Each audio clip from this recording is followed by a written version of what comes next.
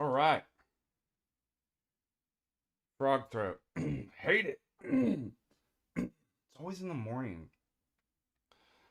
Always before you got to go to church, too, or do prayers. That's the devil.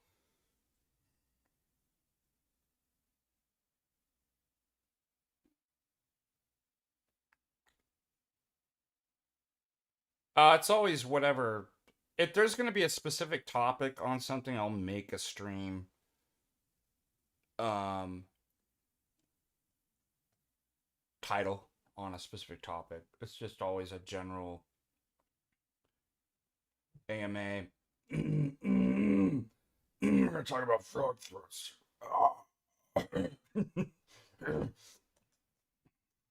The heck. All right, let's see. What was I looking for?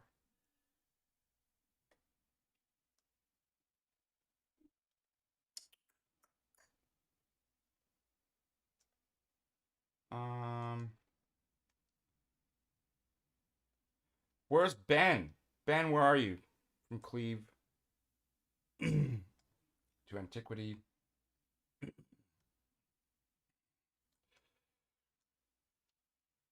I'm gonna put something in.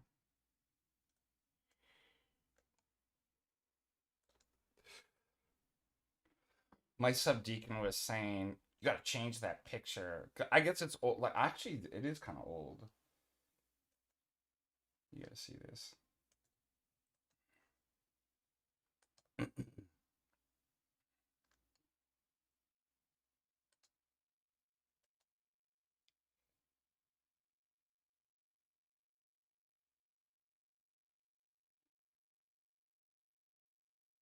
That was taken. I remember 2018, maybe.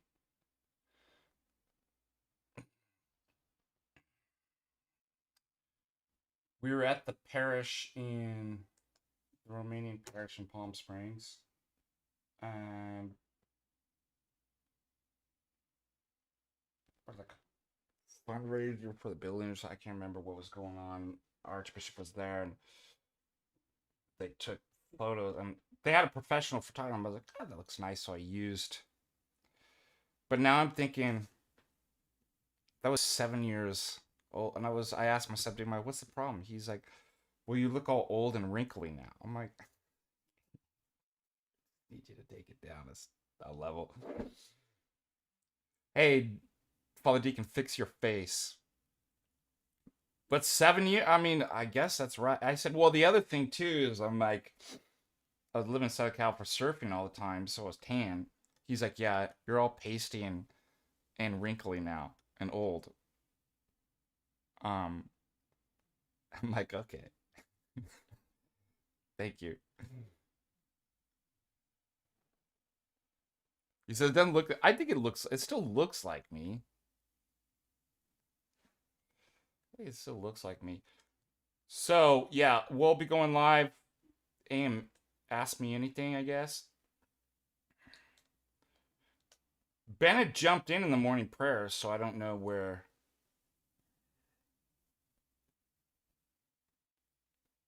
he probably bowed out.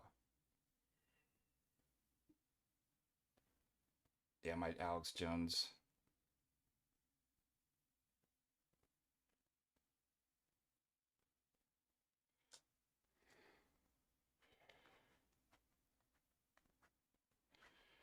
How to avoid doing anything disrespectful or embarrassing when going to. Well, just I would say just kind of basics. Uh,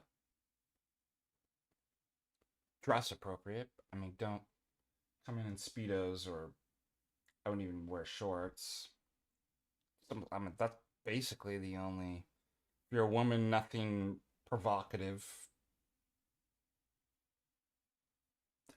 But beyond that, just not. I mean, there's nothing really you could do. That's. I mean, don't make a scene. Don't be like, yes, Lord. There was a guy. There's a guy. Yeah, I think he was. He's not Orthodox, but he had come in. He went off his meds or something like that. And like every time I do a litany, yes, Lord Jesus, Amen. I'm like, this guy, he was getting out. He was getting out of the like up on like standing up um, and then when Father was giving the homily, he was like, yes, Amen, yes, Lord. Like he was. I was like, is this guy gonna like pull out a gun and shoot? Like, is he gonna like have a breakdown? Um, so just don't do something like that. I mean, dress modest. Don't scream out in the middle of liturgy. That's about it's pretty easy.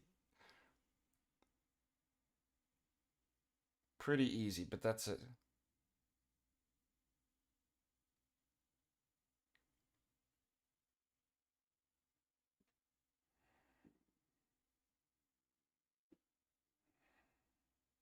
Yes, I mean, it's 5:30 Eastern time with Ben.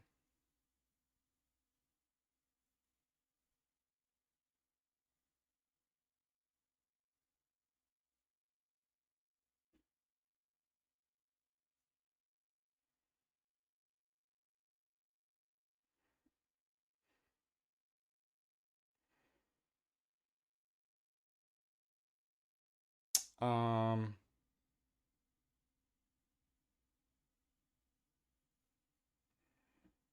Uh-oh.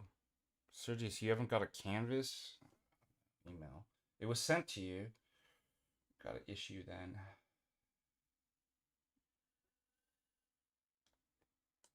We had an issue with one other person too. Did you check your spam? Let me see. Let's check real quick. Now we have it up.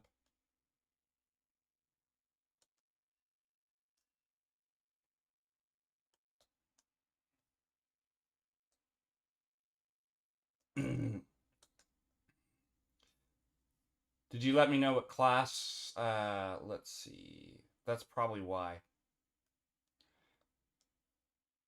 You didn't. No, you did write me. Hold on. You did. You said intro, logic, and ethics. Let me look. I'm gonna resend it.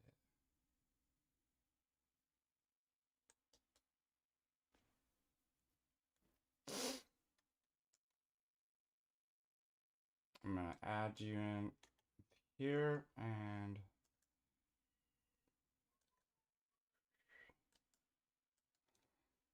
1 second.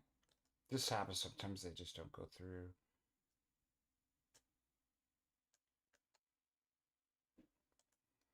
Yeah. Thank you for. Okay. There. Logic sent. Let's do intro.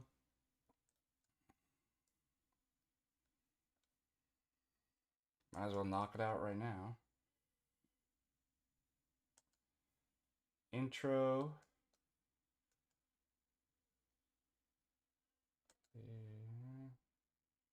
Next. Oh, shoot. Messed up. 1 second. One more time. One more time.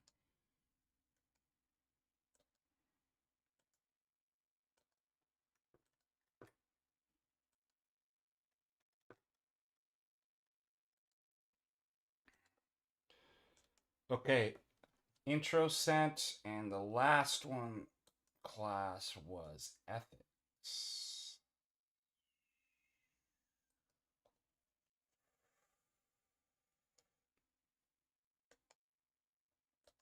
Thank you. All right.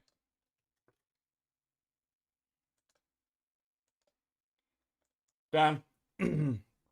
Done. Thank you very much.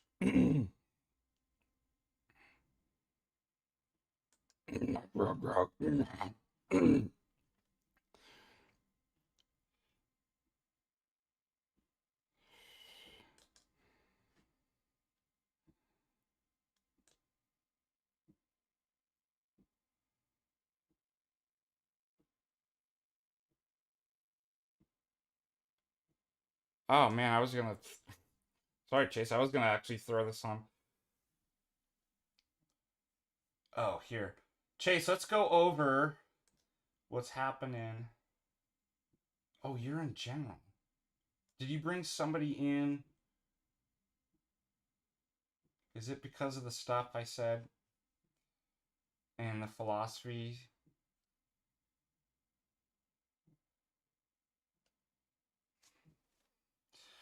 Why does one argument have to prove an entire worldview?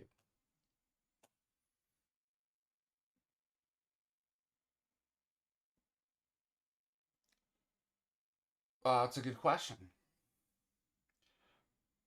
Because guess what? Words, concepts, causation don't exist apart from a whole. So it ends up just being this.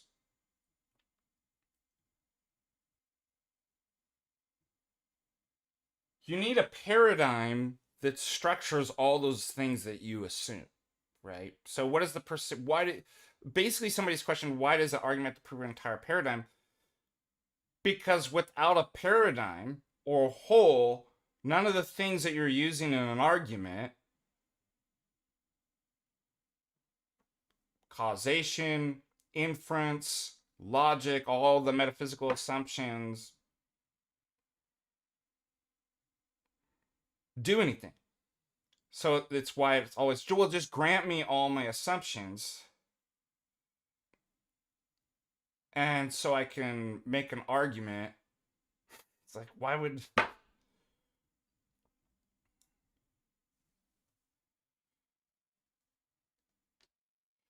Was this?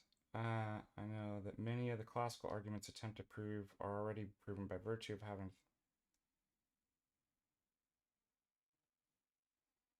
What?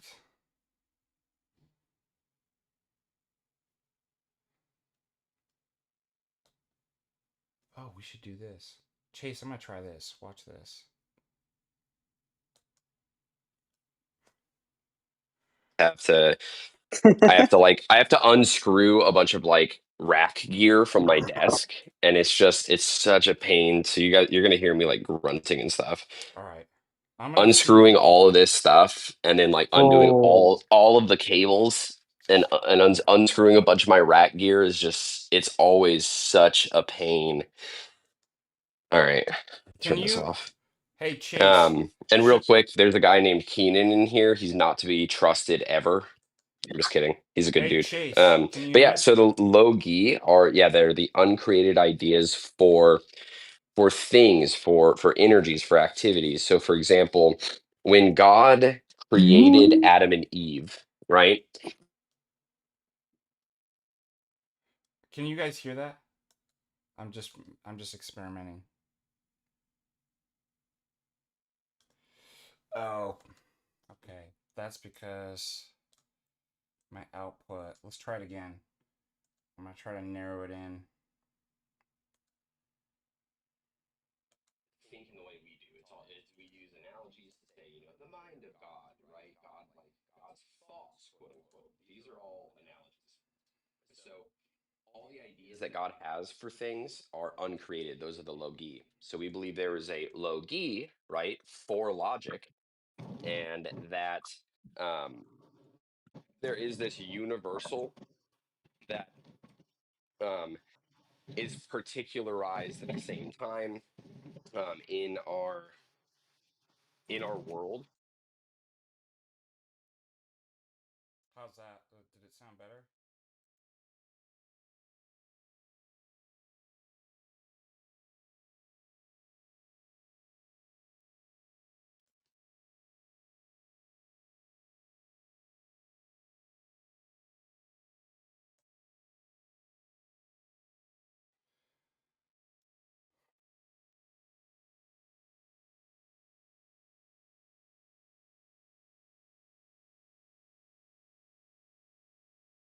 Yeah, I'm trying to figure out if I should do the Discord or. There's still some other stuff I want to go over, but there was some interesting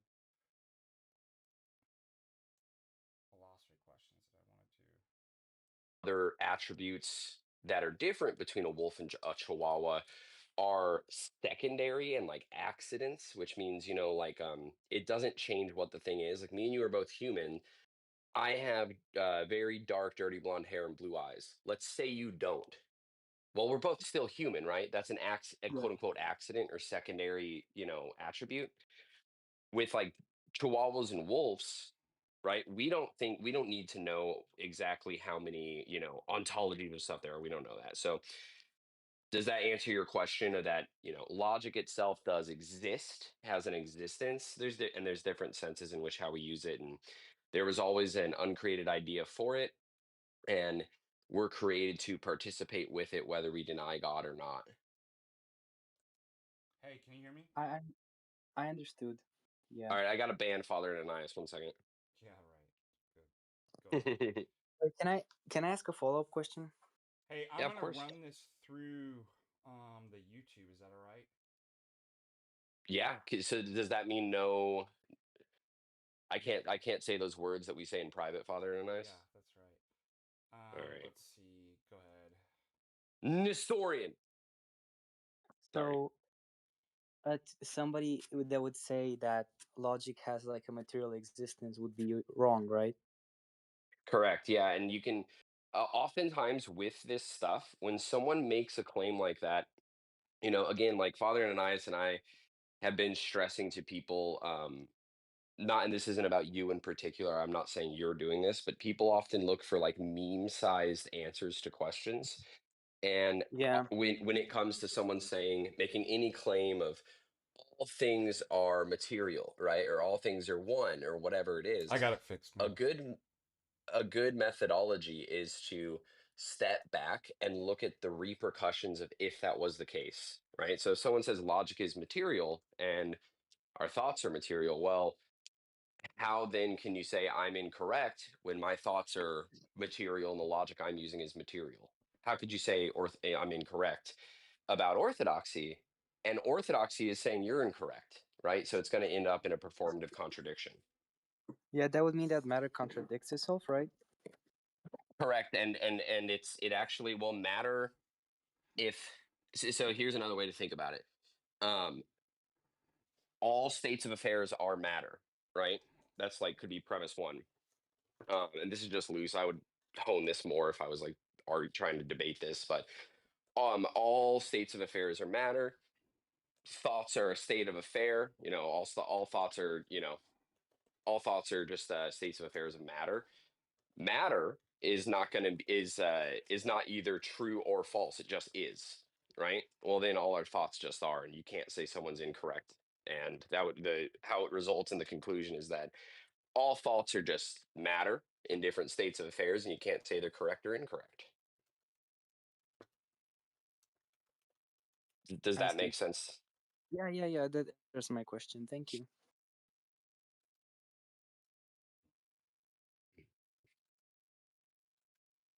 Yeah, I mean, I remember like when I was introduced to the transcendental argument, like when I was 18, and Bob and Gretchen Pastine used to call it the argument from reason, and they would start from, logic is transcendent, abstract, invariant, immaterial, universal. Like they would go all through these properties to basically kind of contrast if anybody.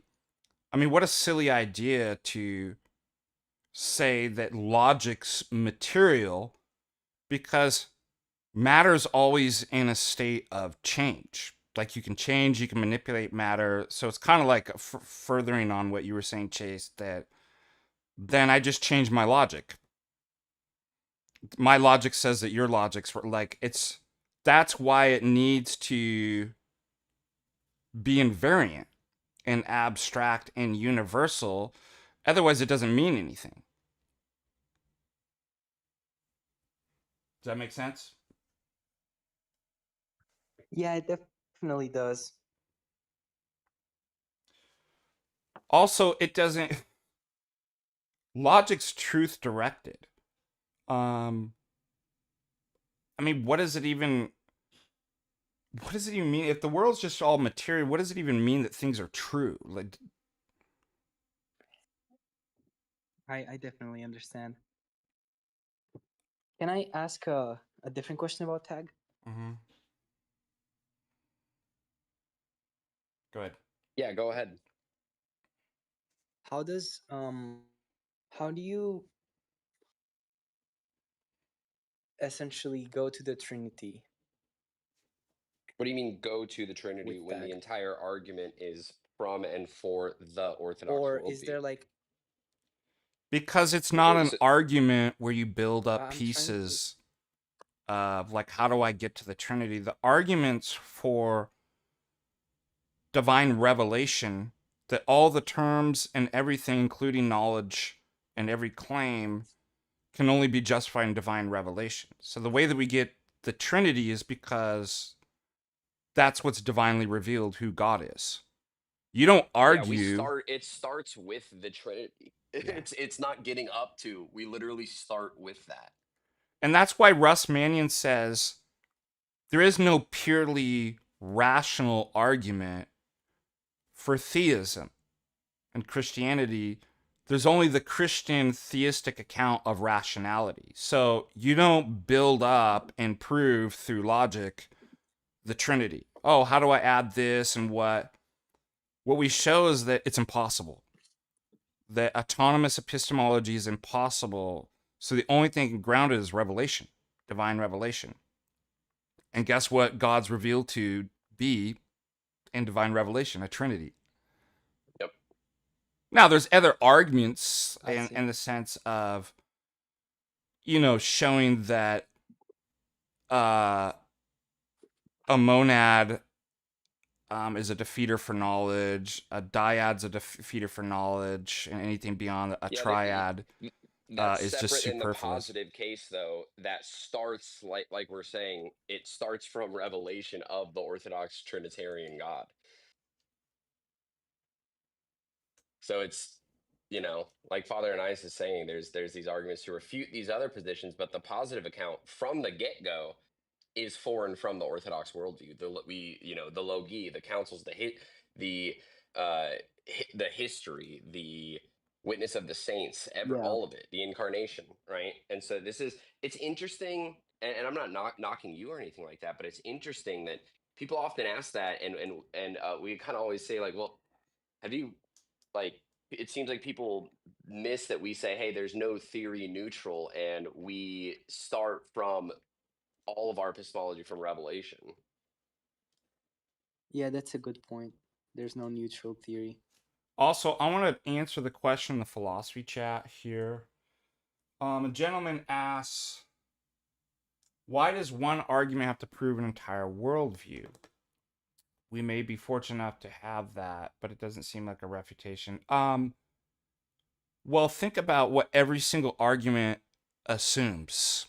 A whole host of things. Anytime somebody makes an argument, causation, logical relations, rules of inference, like certain metaphysical assumptions. Those can only be justified within a worldview. So really, the question is, why can't you just grant me all my unjustified things about inferences, metaphysics, epistemology, causation, identity over time, so I can make an argument? That's why it has to be entire. Only a worldview that's a correct worldview can justify all the things that you're assuming in arguments. Does that make sense? It does, and people will, to add to what you're saying, the second you're trying to start from somewhere other than the foundation, metaphysically, epistemically, right, and ethically, anytime you try to start anywhere else, it has to go there if you're going to actually try to dig into what can be true, what is true. It's going to have to go to transcendentals, and a transcendental argument's the only way that you're going to actually be able to justify those things. So if I just say, well, I look around the world and we want human flourishing, well, that begs a host of questions, and you're going to have to end up where we go anyway. And it just doesn't make sense to just try to start from the top of a stack of cards. You got to start at the bottom. And we also don't even want to build a stack of cards, but you know, you don't start from the top of it, you start from the bottom. I think it's because we're we're programmed. I hate to tell you, you're brainwashed and programmed most of your life, especially if you went to public schools, and pretended autonomy. I think that Mm, was, I hate citing reform people, but Dewey Verde used to use that term, and it's like, look, even fools can get stuff right from time to time. That's a good phrase. Pretended yeah. autonomy, that and system building, building up the blocks. And really, if you think about it, it's a Tower of Babel. I can build Hmm. it without God. Thank you. I can get to heaven and save mankind and knowledge and metaphysics by myself. Thank you very much, God. It's a Tower of Babel. And we're trained that way in that pretended autonomy. Um, and so this is why the argument itself is not difficult to get. The fact Hmm. that my buddy Ken teaches tag to um, grade schoolers, and they actually get it easier than most of you guys. I hate to say, I'm not picking on anybody, but like in terms of age and stuff like that. And people will Well, they have degrade less themselves and say, baggage, "Oh, is it's because I'm a what you're slow boy." saying. I'm like, "Oh, it's not because you're a slow boy. You're far smarter and know more than grade schoolers, and they get it." So what's Hmm. going on is you've been thought to think incorrectly about arguments, about the world, about yourself. That's what's going on. Why is it that something so simple, I can never, it took me forever to figure this out. Why do people struggle with the word accident and accidentalism? It's the easiest argument. It's because, two things, I think. Because you were trained and programmed to think in terms of accidentalism. I mean, the whole evolutionary narrative and everything they teach us in school, pretended autonomy, etc. But number two, I figured this out a couple weeks ago. I asked my students just some basic words like verbs and stuff like they were going over in sentences. I asked them, have you ever thought about what this word means?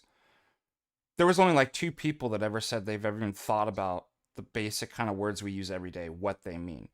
Now, that corresponds with some of the studies that have come out that said that 85% of people don't do any serious introspection. So it's the argument tag's not difficult to get. The problem is those problems that I brought up. And that's why I would say tag's more of a rehab program. I'm like, you got yourself to think retardedly about a lot of stuff, and now we can fix that. Yeah, no, I've seen it firsthand too. The high schoolers in my Sunday school class, they would be able to debate and win, maybe not rhetorically because they're in high school, so a lot of them, they're figuring out who they are. They don't know, they're not that confident, but intellectually, they spot these paradigm level contradictions from a mile away now. And it's not it's a different way of thinking, and everybody has their own way of navigating this stuff. But a good rule of thumb, in my opinion, and what I teach the high school Sunday school students is, um, first off, when someone makes a big metaphysical claim, see if that claim is true. See if that undercuts the claim itself. It's not that complicated, but take a bird's eye view, see if it does, and if on its face it doesn't, okay, now walk through, if that view is true, what are the repercussions of it when it comes to you making the claim that it's true, right? Or saying anyone else is wrong. Typically, people's worldview falls right there. Um, God, was something I was going to say about that or You related were going to to pay me. pay you. Oh, I noticed. I was going to show this on the stream. So, somebody made a response to my reason for reason. If you have an anime profile, you've already lost the debate. Like there is no like if you got to change like. I mean, this is ridiculous. This person says, I don't agree with the part of your paper. I think atheists can affirm logic or other concepts must exist in all possible worlds so they can deny accidentalism. I'm like, they can say and affirm and deny whatever they want. I love how that's no, I don't agree. Then get off my page. Notice, I don't care about and whether you notice agree a or... lot of people, it's like it's like just saying, well, I can physically with my mouth do this thing as if that justifies it. Yeah, well, it's not. Yeah, Well, exactly. I know a homeless man who swears that he's God and that he created me. Does that, like, he can affirm that? Does that mean anything though? Oh, I remember why I brought that up. The second comment is, and wouldn't it also be impossible to justify your second order knowledge about God's revelation? So this goes exactly to what we're thinking. Be like, so you didn't get the argument. The argument is from an autonomous position, there's no justification of anything. You can't justify first order, second order, right? Now, you might have a first order justification, right? Like, because I said, like, you know, atheists can know 2 + 2 is 4, you know, at a basic level. But if they affirm they have knowledge of it, that assumes what's in question, that there is knowledge, and so it's circular. So this person, this happens every single time, is that this person, you just show how autonomous epistemology is impossible and self-defeating, and what do? Well, you're in the same position. It's like, no. So there's two categories that are mutually exclusive. It's either autonomous epistemology or theonomous, divine revelation. And if I just showed one of them's impossible and the other one is in the disjunct, if there is a possibility, it would be that. Well, aren't you in the same? And they just repeat this. Do you see what the problem is? The problem isn't an argument. It's like what I tell a Protestant. Let's go to Scripture. I'm like, why would I go to Scripture when you're retarded and can't read? How about that? Like, we got to do some more basic kind of fundamental work with you. Namely, you're retarded and you can't read before we can go to Scripture. Otherwise, you do what St. Paul says. Read Scripture to your own and twist it to your own destruction. But it's the same thing. It's like, they want to just keep asserting their position. Like we're saying we have a totally different epistemology, and then we're saying your epistemology is broken, and they say, well, no, then yours is. It's like, no, it's a totally different epistemology, and well, wait a minute, Chase. They just can't understand that. Wait a minute, Chase. But how does tag and orthodoxy resolve the Munchausen's trilemma? Wait a minute, Chase. How many times have we we're not in that? an autonomous? Yeah, we've gone over. We're not in an autonomous epistemology. I'm like, like there is, and that's why I really like calling this argument the apophatic argument, because it's an AA program. AA, apophatic argument. Yeah, that's true. Is that so? Apophaticism is, in some sense, in the truest sense of the word, silence. I mean, think about that. The way that God's speech, His word, the word of the cross, is silent. That means there's nothing, even your created words, there's nothing that stands behind God. Even logic does not stand in condition behind God and condition Him. That's why it says his deepest and truest revelation is silent. It talks about, in Scripture, there was the whirlwind, there was the fire, there was the earthquake, and God was not there, and then the still breeze, and there you hear God in the silence. It's when we take down all the logosmoi, right? And all the distractions and all the things that would mediate, like that are a mediary between us and God that we have an immediacy with God. And there he speaks Well, to us. well, and that's why it's funny because once tag really clicks for someone, every single time, once it clicks and they fully get it, I notice that when they're engaging with people, if I'm listening or I'm watching or something, they'll they'll hit these points where they're happy to say, no, we're stuck in a box, we're creatures, we're limited and finite, our knowledge is nothing compared to God's knowledge. We don't know that. And it's true actual intellectual humility is Yeah. something that I love about it, is that it you have to end up there. Once you like fully get the argument, you have to end up going like, no, the only thing, even on particular things that I can say, you know, I have I know this and I can fully justify this is God, is orthodoxy. And everything else is like I'm an idiot. And that's something I really like about it. Oh, anyways, I was saying with the AppFat, so that answers the question about the trilemma. There is no spoken propositional answer to it. So you're just asking me to go back to the same thing. Like, well, how does it's like when people ask, like, well, what's the orthodox uh epistemological, like, is it coherentism or found? It's like, you don't get it. It's Like, we're orthodoxy. back into autonomous epistemology. It's not a system. So what's the answer? The answer is silence, bud. Yep. The answer is to shut your mouth and listen to God. But there is no that's the apophaticism, the negation of the other category. There is no answer in terms of systems and propositions, and epistemological theories that solve that.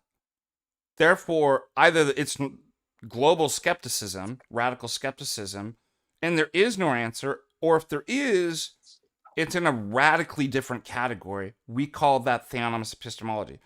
Yeah, but what's the propositional answer? And they just go right back. Now, do you see the problem isn't the argument? The problem is you're retarded. You're stuck in this idle loop, right? It's a biofeedback loop, isn't it? Yeah, but what's the it's like, I just answered that. There is no but what's Yep. the and tell I you. want to say something about Yeah. how whenever I discuss something with people about tag, they always ask this question: well, how do you get out of the trilemma? Yeah. Right. Actually, Corinth, I talked to Corinth and Jim Bob server a few weeks ago, and that was his thing: is how do you get out of the trilemma? That's always how. So these people that are committed to autonomous epistemology, this is how I explained it to him. First of all, theonomous epistemology is the antithesis to autonomous epistemology. Yes.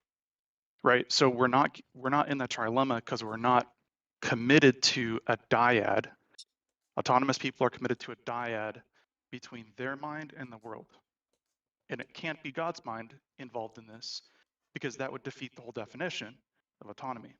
Right? So I told them we're not in the trilemma because we're not committed to a dyad where my mind or the world has to figure out the relationship between word to ground knowledge. What if there's another option where we start with a triad with God's mind, my mind, and the world? So yeah, not instead of being autonomous committed to a epistemology, dyad, like we're saying. Yeah, it's just not right. they don't understand. It's not autonomous epistemology. Yeah, it's funny. It's always the same stuff over and over again. Father and I, have you noticed how it's like we were talking about this last year? How it's you have to go, it's like you go through these loops like 5 or 6 times with someone, and then it finally clicks. Like it really is like a rehab program. It's like a physical training. Yeah. Or physical therapy. Yep. Yeah, you just got to do it over and over again until you're like, you break out. The other thing too that's actually a good analogy is you're in a cult. What was the Jay Dyer thing? You're in a cult. You made that up. You A goblin. A goblin demon. A boomer boomer tard. I don't believe in Jay Dyer, so I don't really assent But to that. I But mean, I it's get what you're saying. similar. This is cult thinking. And it's really hard to get somebody out of a cult. Cults have a kind of echo chamber. They isolate from any other information that you could, but they really condition you in a way that you can't actually process the information outside of the cult. And that's what's really, really difficult to get somebody out. But I find that's analogous to, I'm going to just start telling that you're in a cult. That's why you can't understand what we're saying. You've been MK Ultra'd into stupidity, but we've got a program we could break you out of that. Yeah. But does anybody else have any random questions like about tag? Can We I got say something? Sensei Ananias here. Sensei Father Ananias.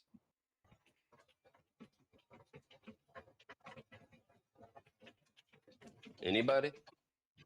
Come on. Can you guys hear me? Something? Yeah, Yeah. go ahead.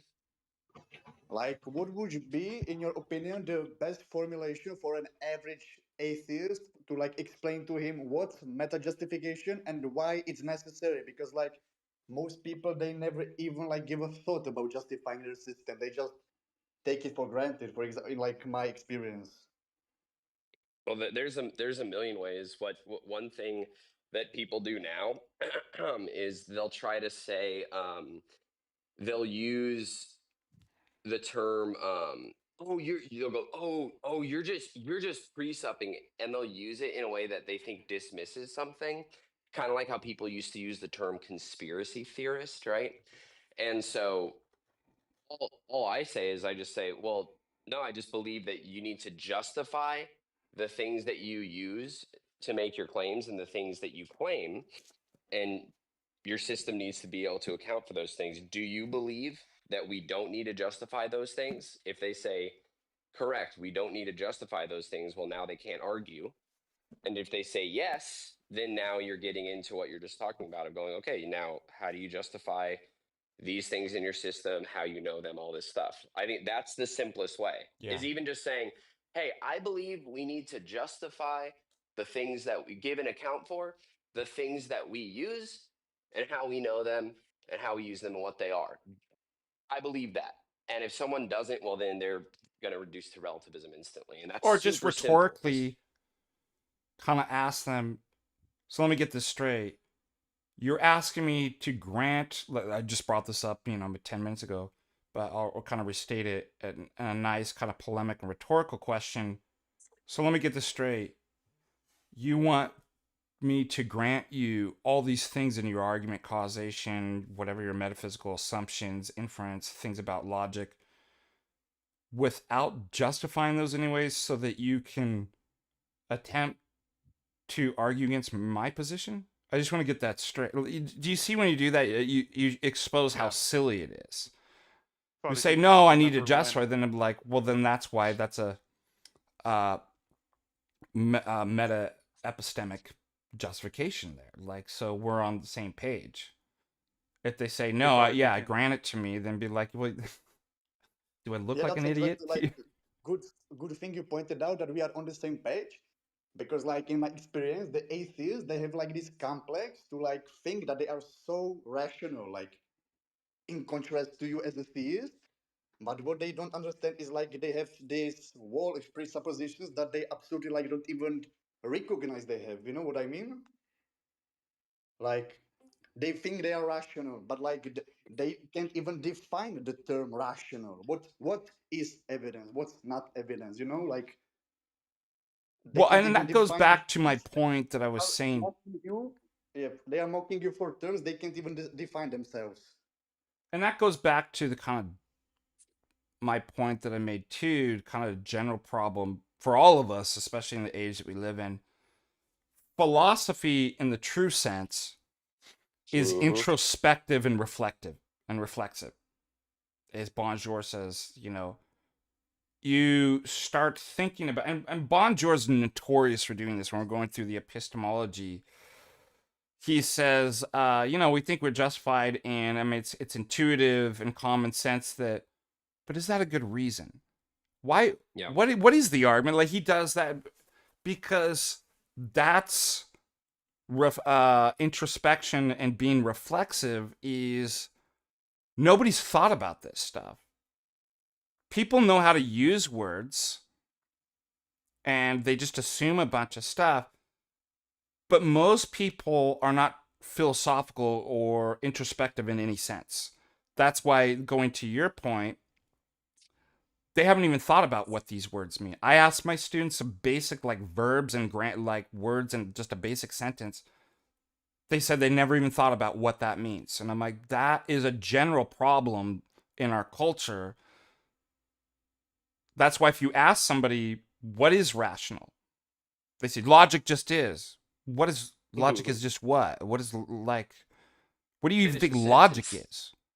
Oh, I've never thought about that. You just open your mouth without thinking. Well, that makes a lot of sense.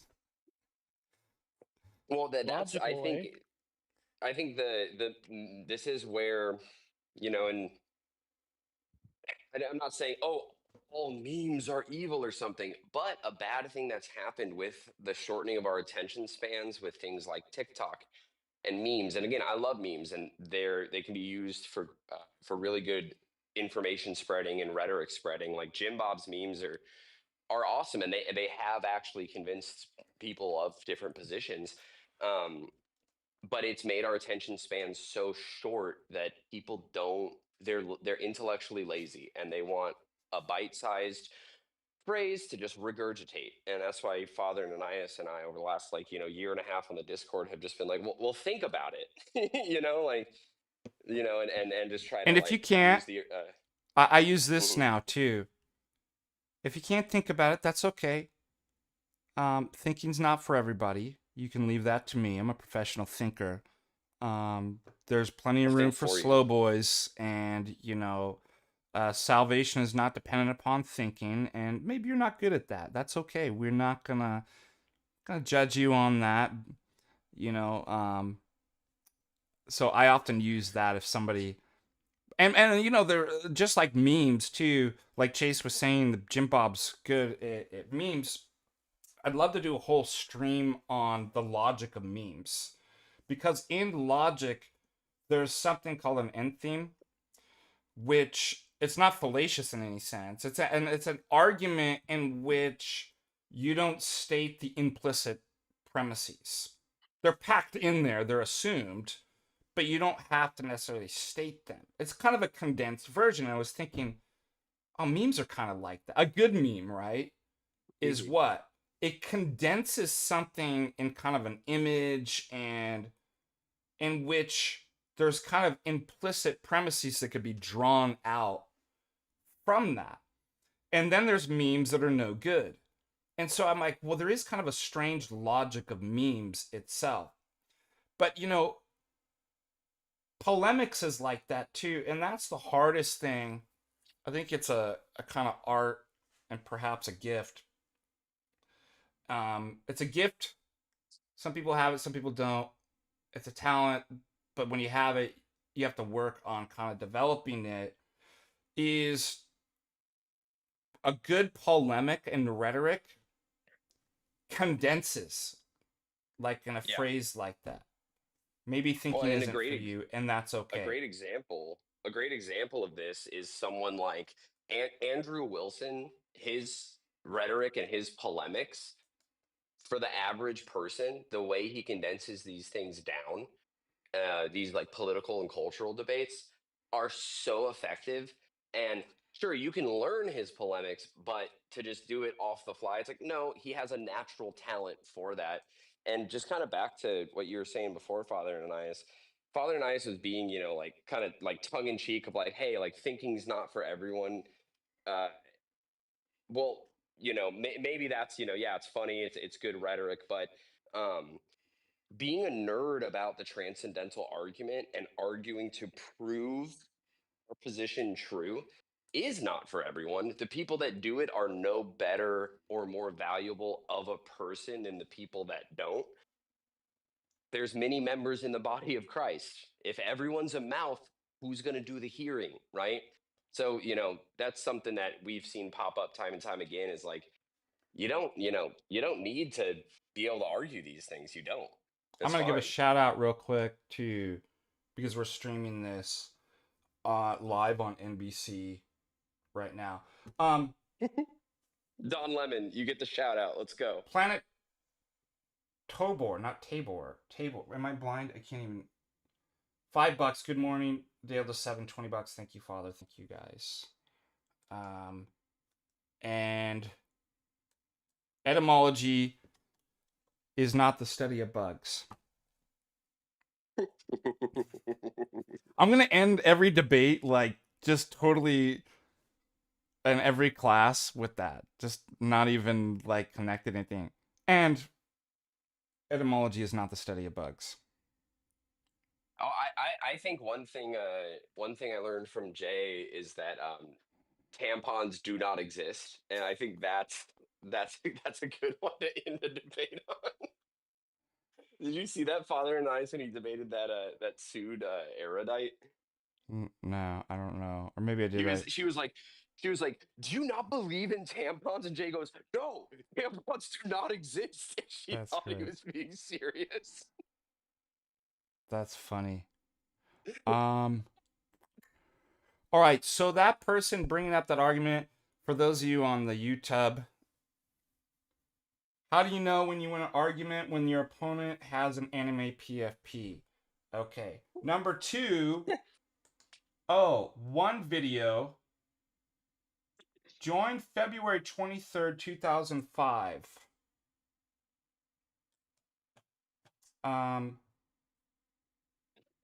I mean, there's certain things I think just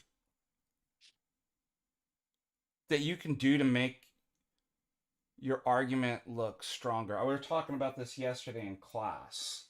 I had a student tell me in a paper, I refuted you thus. I'm like, I'm just going to help you. I'm actually not going to mark you down. I'm pretty laid back, but and going forward in the future, it's probably best not to, if you want to like, especially for even if like the audience or something, let alone the person you're arguing with, to like do insults, especially if it's your professor. You're a fag, you're gay, and your argument's retarded, and I refuted you thus. I'm like, but I think it's kind of like a general problem. Maybe we should have classes in social etiquette. How many people know how to write a letter, a formal letter to? Everybody's just been texting and throwing things on. It's just so informal. I don't even know if somebody respectfully knows how to address somebody, or that's, I think in argumentation itself, that's going to be important too. A lot of our young men can't even say hi to a girl at coffee hour without bringing up like Spiders? Thomism or or like epistemology and like arguments. So some young men probably do need that. They can't, sometimes they won't even, they'll be like, oh yeah, I saw a cute girl at coffee hour, and I just didn't say hi, or I went up to her and I was like, hey, like, nice to meet you, my name's Stanley. What do you think about how the essence energy distinction, if you lack it, you can't have the incarnation? So I think they do need some social etiquette, some of our guys. You know who you are. Well, I've been helping them on what you want to do. You don't want to say anything. You just want to stare at them like a real creepy. And you want to breathe really heavy. You want to breathe like the whole time. Like you want to be a mouth. You want to start practicing your mouth breathing and lip smacking. Basically, when I first met my wife, I just I stood on tippy toes, spread out my shoulders, and I just breathed heavy for about 17 minutes uninterrupted. And then after the conversation that me and the police had with her present, then she agreed to go out with me. So it's pretty simple. By the way, I almost did ruin it. It's not because I got some of the tism. I can explain why but I almost ruined my first date with my wife. I I just went straight into, I just precept her. I'm sorry. I I just was so frustrating with the dating world. I'm like, let's just get down to it. Like, what's your epistemology? What's the principles of your faith and Christianity? Like, I just dug straight into, because I'm like, I don't want to have to be dating for months to figure out that like we're not compatible. But at the same time, um, I took her out swing and salsa dancing, and And so you goofed around and you probably made her laugh. I'm like, I'm not a That's probably nerd. I nice. actually, I'm a really, hey, I'm a really cool guy. Hey, check it out. I'm like really chill. Like I just like to kind of chill. I just Like, wanted the to stuff I cut like to through do because is- I had a series of girlfriends that I had dated that, let's say, were not the best, the most enjoyable. And I'm like, look, let's just get down to it. But my wife's like, you're really intense. And I'm like, I know, I'm so sorry. It's literally that meme where it's like how to win a girl over, show your like your collection of the church fathers and your rare books, and like that was so me. Yeah. But show not your because Funko I was Pops. nerd. Do you see the difference? Like normally I wouldn't have said like and on dates talk about that kind of stuff, but I was just like, I'm tired of it. I'm tired of the dating world. Let's get down to brass tacks and just talk about Yeah. your Well, it's presuppositions. funny. Patrick had a really good stream. I remember. I saw a clip of it, and it was really good. And he was talking about him first meeting Jenny, his wife, and he was like, "Look, he's like young nerdy guys. Like you do not want a wife that you can talk theology with. Like you know you want a wife like maybe that's the right one, but like she doesn't need to have the same interests in you. She just needs to be orthodox. It's like." You don't want to. He's like you're looking for you, and you want to. It sounds like you want a friend. Yeah. But anyway, we should get back to tag. All right, Uh, somebody I know. says, can you help me out, Chase? Somebody says there's questions in the sidebar. So Dale just Well, people just pop on voice chat. You have a mic in your phone. Just pop on voice chat. I don't even see where the sidebar is. We got one. I think. Okay. I Is know it in Wool Drinker wanted VC? to ask a question. Oh yeah, could I ask mine right now? Yeah. Yeah, go ahead, man. Okay, thank you. So I had a question. I read your papers, Father Ananias, and I watched like quite a few videos on tag over the past couple years. But watching something like your Amdir debate, I got the impression that I needed to learn more philosophy to like gauge the strength of the argument. But you guys were just talking about how like even children can get it. So I guess my question is, as a philosophy undergrad, like, do you think there's a way I can sort of undo, like you guys mentioned, the baggage, or do you think it is just a matter of learning more philosophy to No, understand it? you'll probably get more confused on. All right, let me rewind. Let me give you an example. There was a riddle that, you know what Mintz is, right? It's this guys that think they're better than everybody else because they took a test that says they have above 130 IQ or something. I forget what the minimum is, and they just sit there and stroke each other's egos and do riddles and stuff like that. And they couldn't figure out this one riddle, and the guy takes it, one of the Mensa members takes it back to this kid that's like 7 years old, and they get it like immediately. And I thought about that analogy, and I'm like, why is it? And I've actually experimented with riddles on different age groups and stuff, and watch how people kind of think through, just kind of trying to learn about people's thoughts and how they approach stuff in their psyche. And what I realize is that what makes riddles difficult is all these kinds of additional presuppositions and frameworks and things that you've learned that oftentimes a child hasn't learned, and they can just see it. And I feel like tag's similar to that, because people are always asking like, well, I need to learn more. I'm like, it's all sophistry. Like all the objections are, and typically what happens, you just get yourself more confused. I think part of the problem too is something that I've talked about. The Dr. Ian McGilchrist's Master and Emissary, that these people that approach it this way are right brain deficient. Tag is not got and understood by going through the rigor of left brain analytic, symbolic logic, and all this stuff. I can put it in there, and I can go toe to toe with anybody that. But for you to get it is not to go into that area. In fact, I'd say the best way to start understanding tag is to start reading literature, classical literature. Yeah, it's funny you bring that up because a poetry. lot of the people that get tagged quickly are creatives. Yes, it's people who are right brain dominant, which is actually the healthy. Is the master is supposed to be the right brain because it's holistic. It's able to kind of it's both the intuitive, it's the creative, it's the holistic picture, it's the master that's supposed to connect all the dots from the left brain.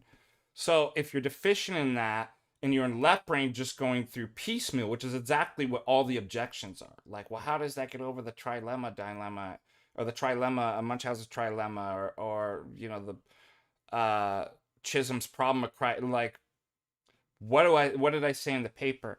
You're missing the epistemic forest for the epistemic trees. That means you're right brain deficient. So there's actually a neurological, like, that's what I'm saying. There's a neurological problem. So it's like, well, I just study more philosophy. It's like, no, you've got a neurological problem. You're stuck in, and it's the way kind of our society's kind of designed, you know, recently too. Everything's STEM, everything's left brain, quantitative, propositional, piecemeal, build up the system from the pieces and stuff like that. That's why people aren't getting it. But children who haven't been brainwashed into that, who are more kind of intuitive and right, that's why you get it. You just see it right away. You're like, yeah, it's either this or that. So all they can do is just create distractions. That's exactly what demons do. Well, look, if I develop this, and by the way, that debate, I won't mention their names. Those people are using AI and looking, if you watch it, they're looking the stuff like they don't even know what they're talking about. They have no credentials, right? They're literally using AI in these debates as they speak, pulling this stuff up. One way that you can tell is I asked one of them about Chisholm, and they said they weren't familiar at all. And then 5 minutes later, they started bragging about all their work in Chisholm. And I'm like, they're liars. Like they're cheating and using these things. So they don't. For you on the outside, you wouldn't know that because you're being distracted by all these big terms, and now you think you've got to go major in philosophy to get through. You've got to realize that they're con artists, and they're going to put up a bunch of smoke and mirrors with a bunch of words and fancy philosophies and stuff that they themselves actually have no idea what they're talking about. And then you ask them to justify any of the things they're using, and why is it that the systems and things that they're pushing forward ought be followed? How are they how do they know that they are, you know, actually real? And they'll just go, well, no, you just got to grant me that. What are you talking about? Every single time. But missing the One of larger biggest people picture, that- the epistemic forest for is because exactly that they're working in the left brain when tags actually got in the right brain. And Father Paul Weissman, who was the first priest that I was ever introduced to, and we've worked in apologetics since 1996. I just came to I didn't even know this. He's Father Turbo's spiritual father, which makes sense. He actually says, as far as categories that we talk about regions, not literal like biological, physiological locations, but he says the nous is in would be considered would be in the right brain hemisphere. So I don't mean literally in your brain, but that category, right, of what we say is right, the right hemisphere, he says that's the nous. That's where you're going to get the argument. So I think you would get worse. I think in attempting to understand the argument, to go into left brain quantitative and like you're just going to get confused. You're not going to. Why? Because you're looking at the epistemic trees rather than the epistemic forest. So I would suggest start reading classical literature. Like start strengthening your right brain, and following orthodoxy, and then you'll see it. Then you can go, and that's what I do. All my arguments start in the right hemisphere. Like there's an intuition, like this argument's wrong, this argument's a good argument. And then I hand it over to my left brain and work through the kind of details. It's like checking your work, you know what I mean, when you do with math. And then I hand it back over to the right brain. So that's what I'd suggest. And just realize these guys are imposters. Like, they have no credentials. They're literally just using ChatGPT and AI and pulling stuff up and gonna confuse you. Without even understanding what they're Without saying. understanding, yeah. That's one of my favorite things. I want to comment on that, on the whole ChatGPT thing. So there's actually people that are developing earpieces or using earpieces and software running on their computer to transcribe conversations that you're having, and then format that into kind of like a note system, and then also possible responses. And so I'm not kidding. There's people actually using this in debate where you can rely on ChatGPT to help you sort of transcribe what's going on in the conversation. And so it might not even be them just looking at their screen, just like that might have actually earpieces. And people are, I mean, this is like proto-Neuralink stuff, right? It's gonna. Well, that's what H1Bs, when I was a tech recruiter, that's what a lot of H1Bs would do, and I saw multiple people's earpieces fall out, and then they just left the interview. Reminds me of the Bible answer. I recommend anyone who's trying to learn tag, by the way, do not rely on LLMs. Try to just read a paper and then keep rereading it. So like, I'm kind of a slow boy, so I had to read Father Deacon's Reason for Reason paper. Like, I've read it like maybe 4 times so far. And it might take longer or lesser for some people, but if you read a paper once, okay, you'll get something out of it. If you read it again, you'll get more. And then it's just like reading literature. You can like pause, you can go back, Yeah. you can keep stewing over the information. And talk with people about it. And talk with right. people about it. Like, don't try to just go debate.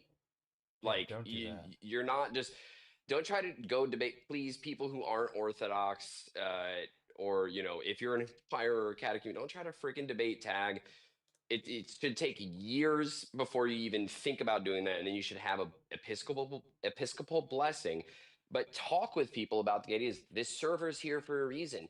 You can hop in VC and just talk it out, and that'll help you think this stuff through. Treat it like treat it like that's why Father Nice and Jub talking about rereading it and things like that and talking about classical literature. It's like, no, you want to turn these things over in your head because you want actual understanding, not regurgitation. And most of you, myself included, yes, was Lord taught Jesus. regurgitation in school. I wasn't taught understanding things. That's why, and we were talking yesterday about this.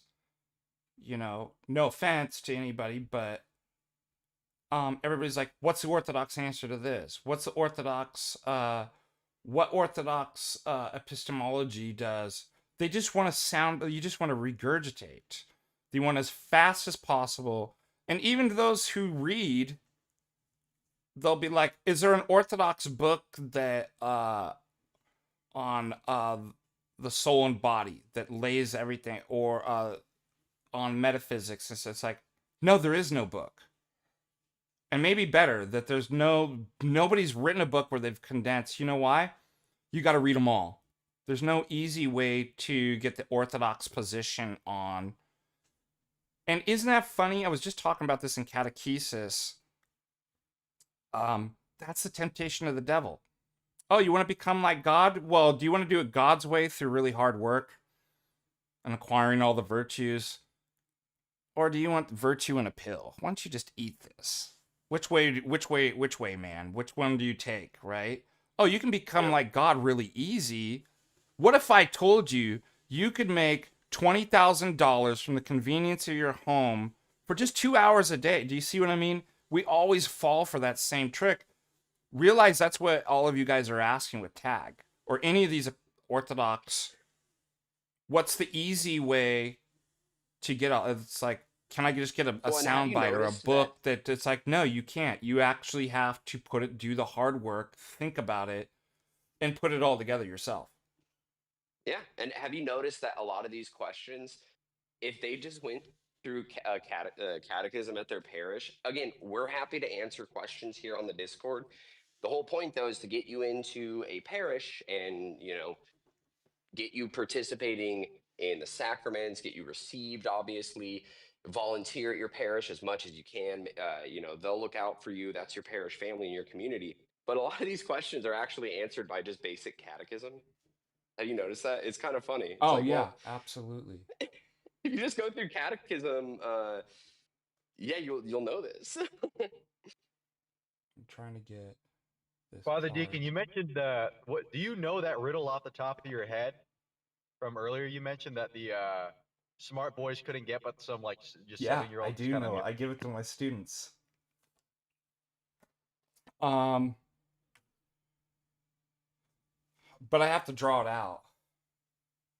It's one of the. It's a riddle that. It's like a sequence of lines. It goes. The first line's 1. The second line's. I can't vocalize it because it'll give the riddle away. I get but, you. But basically, you have to figure out there's like 5 or 6 lines with numbers going. And you basically have to figure out what the next line is. Well, you still believe in lines? But if I actually vocalize, that gives away the riddle. So and there's different riddles too, that are kind of visual. There's one using like coins, and you've got to make like I'm trying to remember how this one goes. You got to make sort of like a cross or something, but only using the 6 coins. Then there's another one that has 9 dots, and you have to take a pen and you've got to connect all the dots without retracing over a line or lifting up the pen. So there's a lot of riddles that I can't just tell you what they're visual. But I do it in every single semester or in every year in philosophy.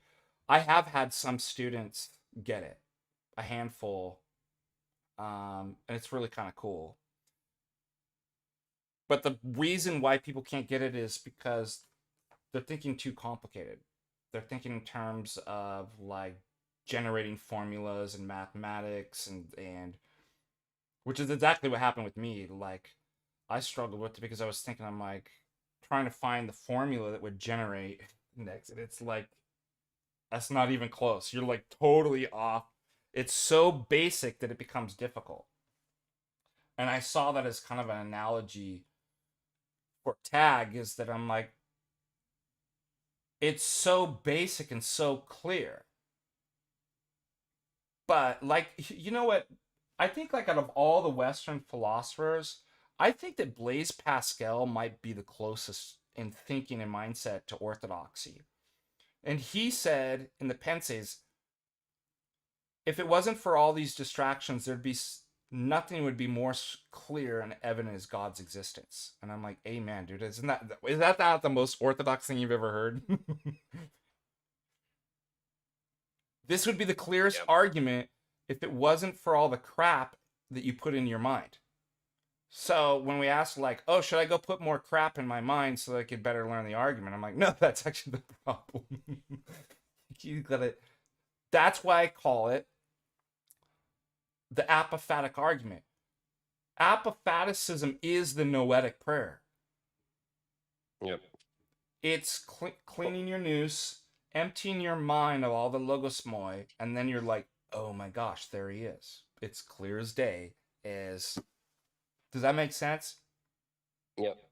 Well, hey, does anybody else have questions about tag? I saw, people typing, and it's like, you're in the voice chat. Just voice it so that people can hear it, and we can try to help you understand instead of just it being just a text. That's why we like voice chat. I got a comment. Can you hear? Yo. Yeah.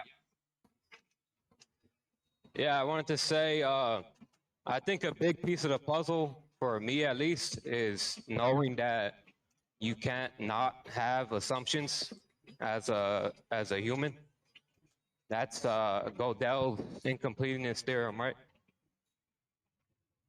Well, not having assumptions, I think that is important though, and people will confuse that often by going, well, but you have assumptions too. It's like, yes, but we're saying we're examining them. Yeah, which ones? And they're no longer implicit and in the back. We have brought them to the forefront and said we can justify these things that we're assuming. Yeah, what I'm saying is, I think it's Gödel's incompleteness theorem where it says that at the paradigmatic level, you can't not have assumptions. You can't. No, it doesn't really state that. Presuppositions. I see what you're getting at. His position is that no axiomatic system is consistent. So in other words, it breaks down. Like, I can't prove.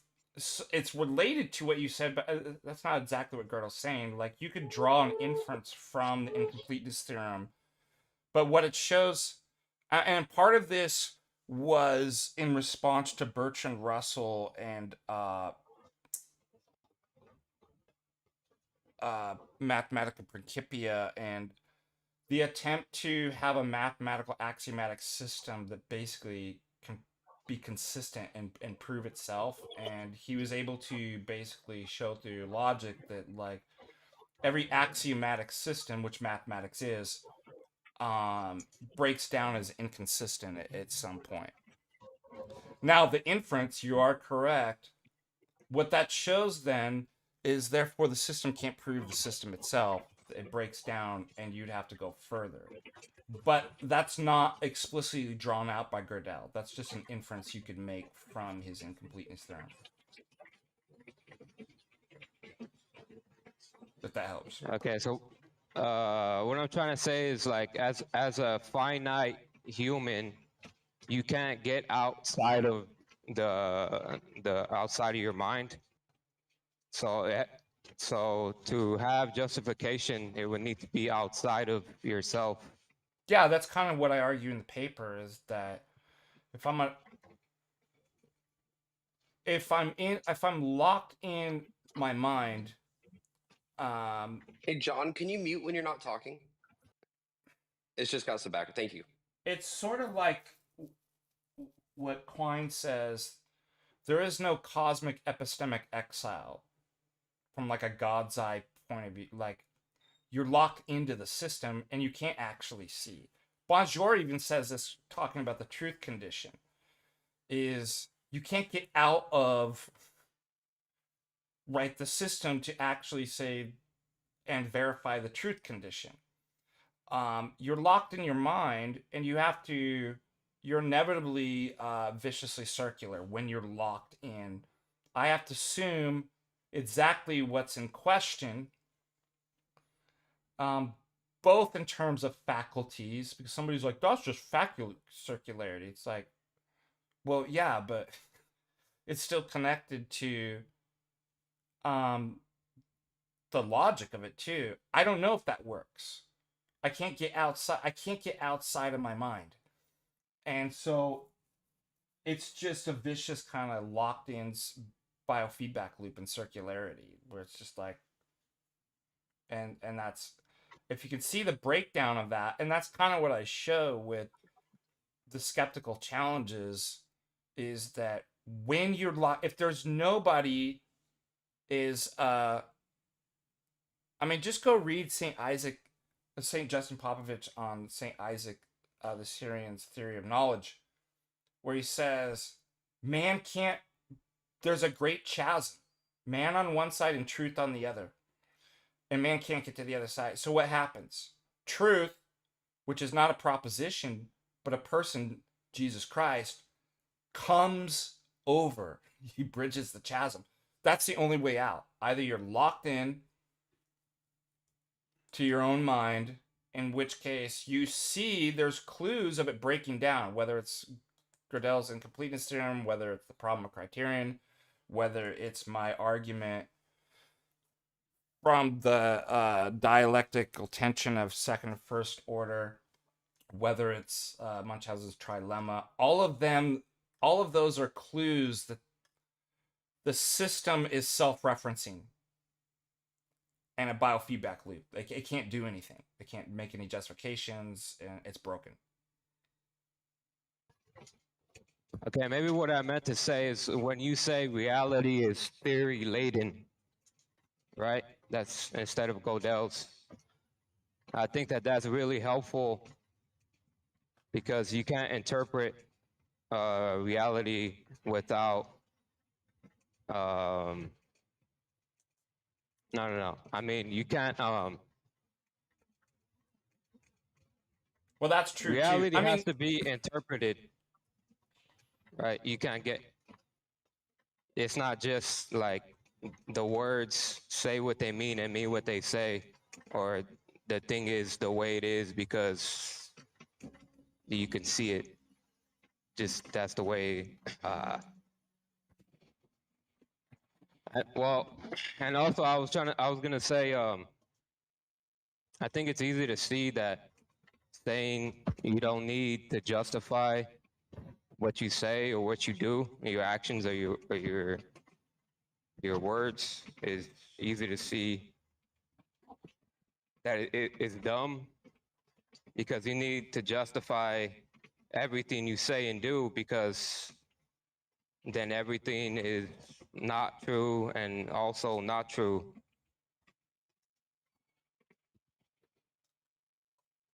Relativism. Hey, man, we got a lot of good people, number of people in here. All right, thank you, my friend. Other questions? Hey, Father Deacon, could you say that in kind of tandem with that other guy's question, everyone needs a narrative to make sense of the world. So in a sense, like your worldview is the narrative Yeah. that you adopt. And we want a narrative that's not autonomously just contrived. We want something that, like, if there is a God, then wouldn't that assume that there is an objective or like prescribed narrative that we ought to hold to?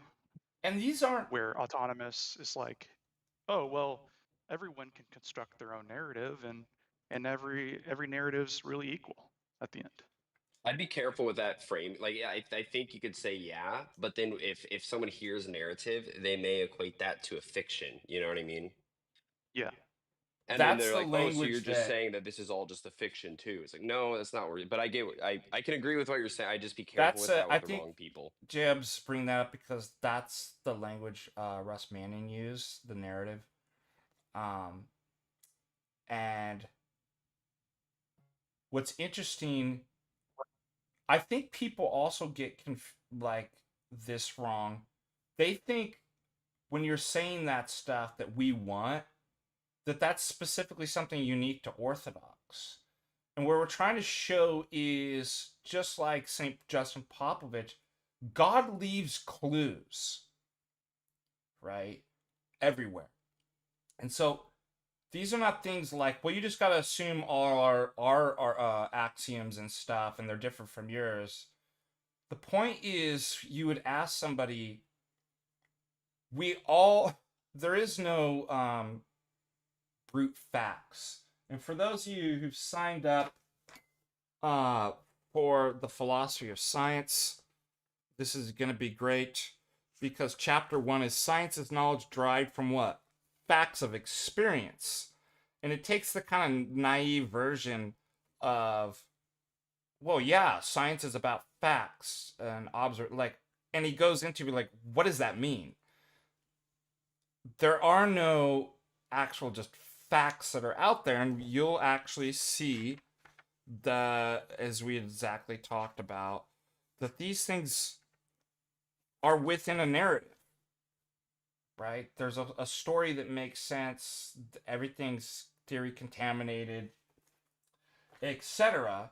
And so you could ask the other person, do you think, given that you have kind of a metaphysical story or belief about the world in which you kind of organize and give sense and meaning to what's called facts or observation, that you should have a story that's totally doesn't match anything?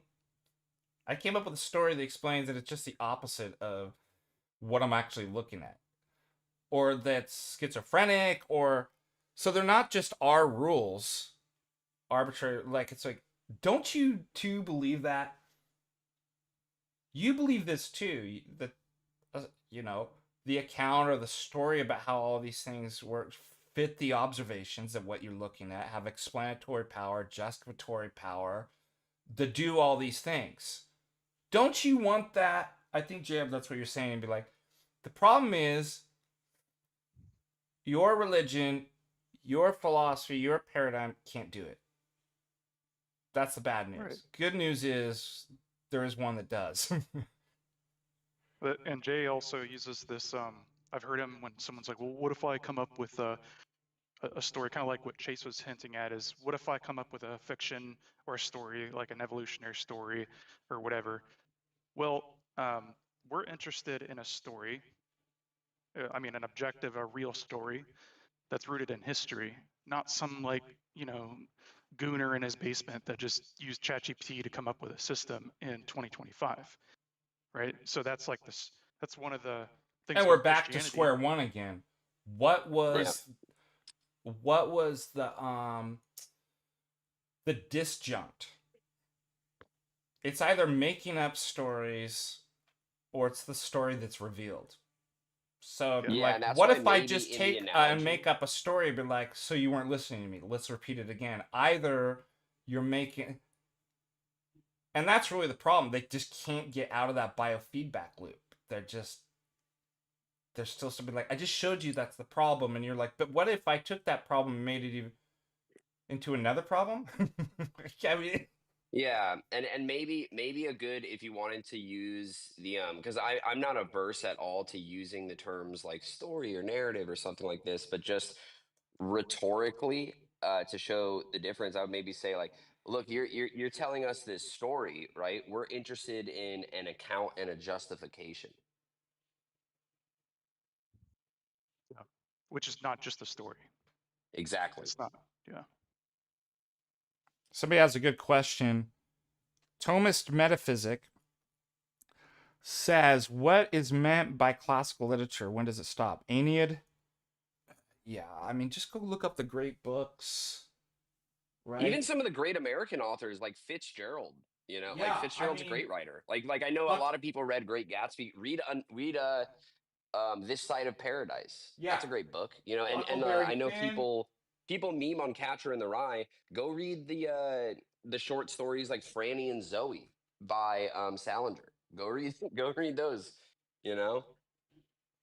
Just read Dostoevsky. Dostoevsky, read the This 80s, guy's a Roman right? Catholic. Oh my gosh, why am I blanking on her name? Great author.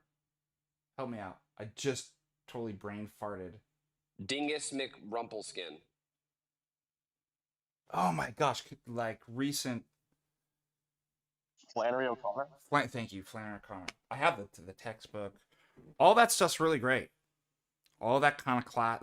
I would consider that by classics. I don't mean antiquity. I mean going from antiquity to classic in the sense of like good literature, good works. Yeah, people forget how good fiction is. Like even reading Lord of the Rings or the Narnia books. Like even those are just they're great for a reason. There's universal truths they point to. I was gonna make a joke about native sons or something like that. Don't read that. Go listen to the Eagles. You want to understand culture? Go listen to the Eagles for 40 hours and come back. You tell me what you learned. Okay, other questions. Hello? Yes, go. Oh, can you hear me? Okay, good. Yeah, you're live. Yeah, oh, I'm just saying the question on behalf of Maya. She asks, how would y'all respond to someone that says that objectivity equals mind, independent? It, let me say the question. Forgive me. Sorry. Wait, how would you respond to someone that says objectivity equals mind independent, subjectivity equals mind dependent? If what is objective in reality is independent of our finite minds, but dependent on the mind of God, how is it objective? If it would be subjective and therefore relative and can change according to them, since it's technically mind dependent on God. No, not at all. That's a total misunderstand. Like thinking that the mind of God is something that just changes on a whim. And this is why, please, people, don't proxy ask questions, because she's not going to understand any answer we give, because she has a bunch of misunderstandings about what the mind of God, quote unquote, even means there. So please, if you have a question, like actually come up and ask it, so we can we want people to actually understand. But yeah, I'm no, gonna God's answer this because it comes up enough. So yeah, part of the fallacy of this too is the subjectivity, right? Something belonging to us as a subject is not the same as belonging to God as subject. Correct? And they're equivocating on that. What was a big difference? The reason why, when it's just in my mind alone and not outside, is for the same reasons. I'm mutable, I'm fallible, I'm finite. So even if I grant it, it'd be like, what if I even called it subject? What's the problem? I'm not going to grant that. That's not actually the meaning of the term. But that's what would go, the mind of God. Call it whatever you want. You're trying to confuse people with words like subject and objects and stuff like that. The reason why God's in a position to know and we're not is because he stands over and above nature. His essence doesn't change. He's infinite. He's not fallible. He knows because he creates what he knows. There's intention behind it, and he sustains it. So if you want to play word, semantic sorcery and stuff like that, call it whatever you want. It's not the words that are important. It's the concept. That's why it makes God is in a position to know. That's what sustains knowledge. So it's just a semantic sorcery trick, but that's not yeah, it's really, it's error not thing. even like how philosophy defines subjective versus. And this is just a new retarded thing that came up on Reddit about a year ago that people are just, oh, I got it, subjective. That's what. And notice they're always con artists. What do? Smoke and mirror with words. Oh, well, this. Guess what? What did I say yesterday in the catechesis? I'd say about 90% of people's problems, maybe even life in general, are with words. I'm going to have a class. Fix your words and fix your life, right? And here's a perfect example. They're retarded. They don't know that words can have multiple meanings and stuff like that.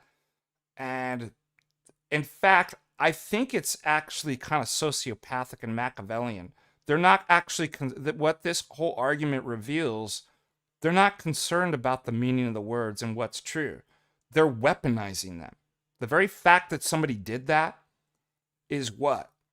They're trying to manipulate you. By doing what? By being dishonest about the meaning of words. And you need to spot that when these things come up.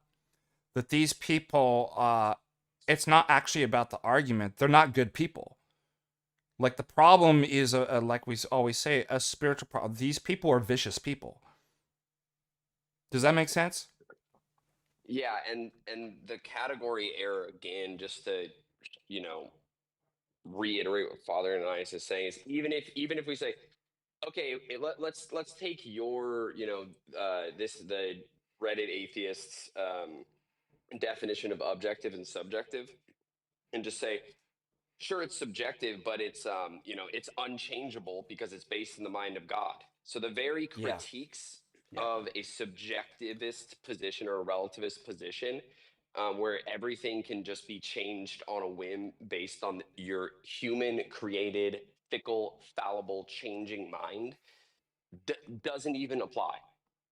So it's a Also, really stupid there category. is a notion of normativity because I am the things that are in my mind alone are not in the minds of other people. For example, the way coffee tastes, like my private, conscious, subjective, qualitative experiences.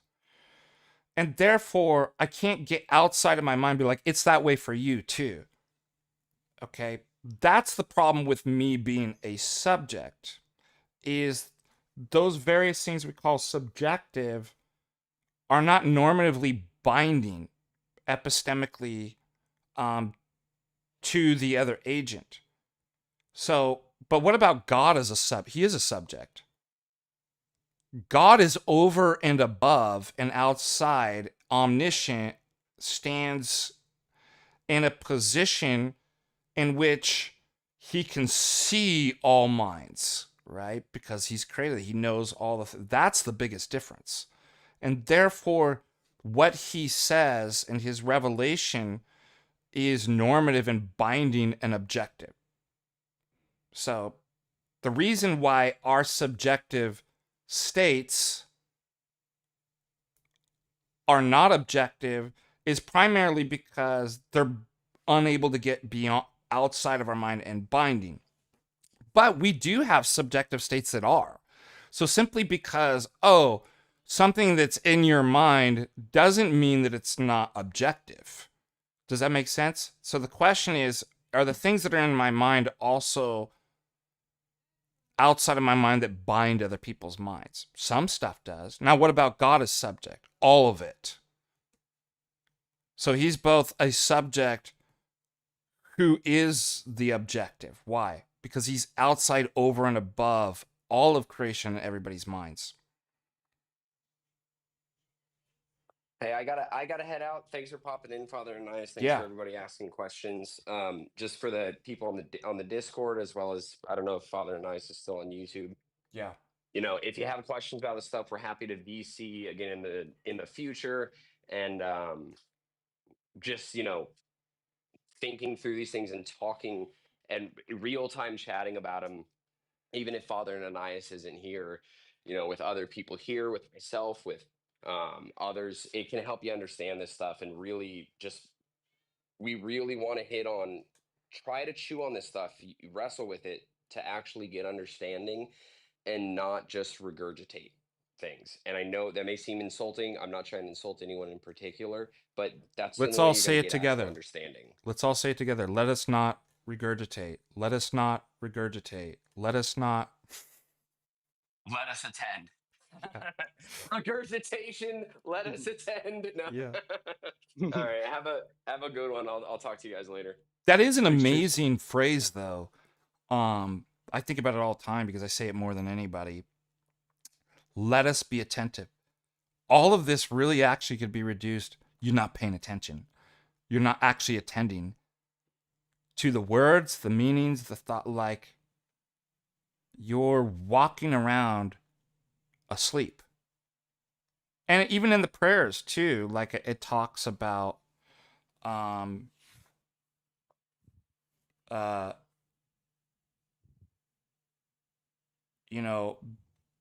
being watchful and wakeful, bringing us out of our somber and stuff like that.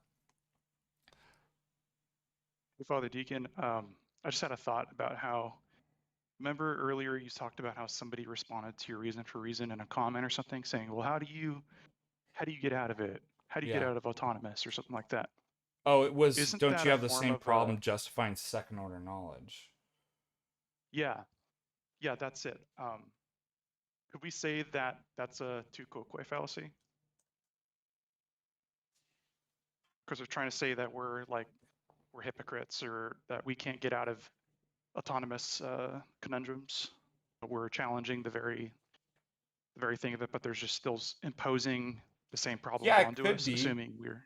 I mean, and that's the other thing too. There's another way to take tag is that suppose I can't.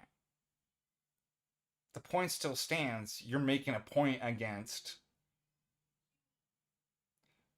You're assuming what we just shown that is impossible. So I've actually seen some people actually argue with tag. I'm not going to make a. Actually, Russ Manny used to do this. He wouldn't even make the case for Christianity or something like that. He would just keep drawing out, like, you're deflecting, and you're just assuming what you just agreed to that you couldn't know. And that's actually really it, because they'll keep switching, be like, so how is your position better? But like, you didn't get what just happened. There's no justification. Like, you're in global skepticism. Now you're just going to hand wave it that you didn't. Yeah, but how does your. And so I found that interesting that Russ Mannion wouldn't even go to. He didn't even really talk about that tag proved the existence of God. He never spoke that way. He showed the Russ Mannion papers. What's that? Are these other Russ Mannion papers, or is they this might be? I'm continued just thinking of about my knowledge? life with him and the way that he argued with the atheist. Is he never moved it to that until they got the position, because he thought that they're not actually getting how severely damaging epistemically this is.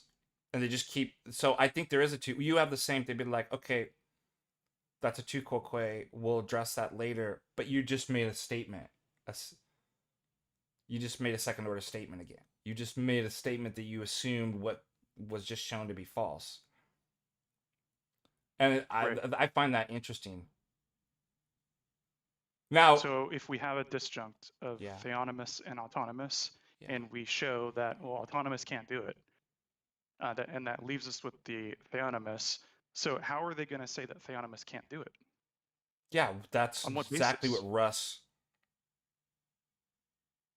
That's exactly what Russ would say. But how are you going to do that? You say that that doesn't work, or I'm in the same position, when those are all knowledge claims. Right. Yeah. And so he wouldn't even get to the point. And he just. That's why he said there is no purely rational argument for theism. There's just a theistic account. It just moves it into a total different category. But like, either, you accept what we just came to. Like, we can't say anything. Or if you say there is, then there's a total different way. But that's not an art. He never said like that was basically a proof or argument. Because in people's mind, proof and argument moves it back into autonomous epistemology again. And I've thought about that. I've been talking to my godson Tony, and like, I wonder if psychologically that's more helpful if we start saying it isn't a proof and an argument, because there's no justification for arguments whatsoever. But it's not the only temptation that why I might not want to do that is it's certainly not fideism. And somebody might start thinking that. So, I mean, we've been working for 25 years on trying to develop a language, like, on this, because that's the problem is if I use, but how does that, I mean, how many people were just asking in the chat on YouTube, well, how does that prove the Trinity? How does it, it's like we're right back into, and that's what you said too, this person saying that, well, it doesn't, how do you justify your second order? Maybe I should put it this way. I can tell you how you don't. How about we'll start there? I'll tell you. Yeah. Let's so start with how leave us with? ways to go wrong. We need to start there. How you don't do stuff in life or in philosophy. once you get that, maybe we'll move on to, you know what, I'm going to try that. That's good. Yeah. You wouldn't understand until we get the fundamentals down of how you don't do something. Once you get that down, maybe we can have the second kind of conversation. Now that's going to piss them off because they're proud, they're prideful. You're not going to understand the answer until we do some fundamental work. That's why, you know, I've been developing this polemic with when Protestants want to go to scripture. Let's go to the Bible and to be like, why? You're retarded and you can't read. Don't you think we need to fix that problem before we go to read the scriptures when you can't read and you're retarded? Something similar there too. We're not going to the second part of tag if you're not actually getting the first part of it. And it's more of the, well, just let me do what I want to do so I can beat you in the argument. Let me just grant me all my unjustified. Let me do whatever let me go to the third, fourth step. And that way I can refute you. And then I just tell him, I point to my face and I'm like, do I look like an idiot to you? Do I look dumb? I've noticed that skeptics that just want to ask you questions but never reveal their worldview, they here's a trick that they do. So if you think about tag, at least with the disjunct and the modus ponens, they'll keep asking you, how do you know premise 1 or premise 2? And their motive is to get you to keep endlessly going until you bottom out at, well, I don't know, I can't go any further. Right, but you never actually have to go past the disjunct, because the disjunct requires 2 worldviews. And if they never put up their worldview, then there's no you setting up the disjunct. And so whenever somebody tries to like trap me in this like endless question, how do you know premise 1? Well, it's either, you know, the animus or autonomous. So, you know, and it's either true or it's not, right? Right. So, I mean, you can even do a reductio on, I don't even have to claim that I know. Let's assume that it is. And that's part of what, you know, when people talk about presuppositions, like, but you're always assuming something. So let's just assume that it is. It's either true or it's not. And if that's the case, then you're already in either or that you've assumed. You can't get out of the exclude the middle. That's basically reduces to exclude the middle. I have to assume it. And that's what Van Til said. Not everything's proven in the same or known in the same way. Logic, the rules of thought, exclude the middle, disjuncts, they're that by which things are proven.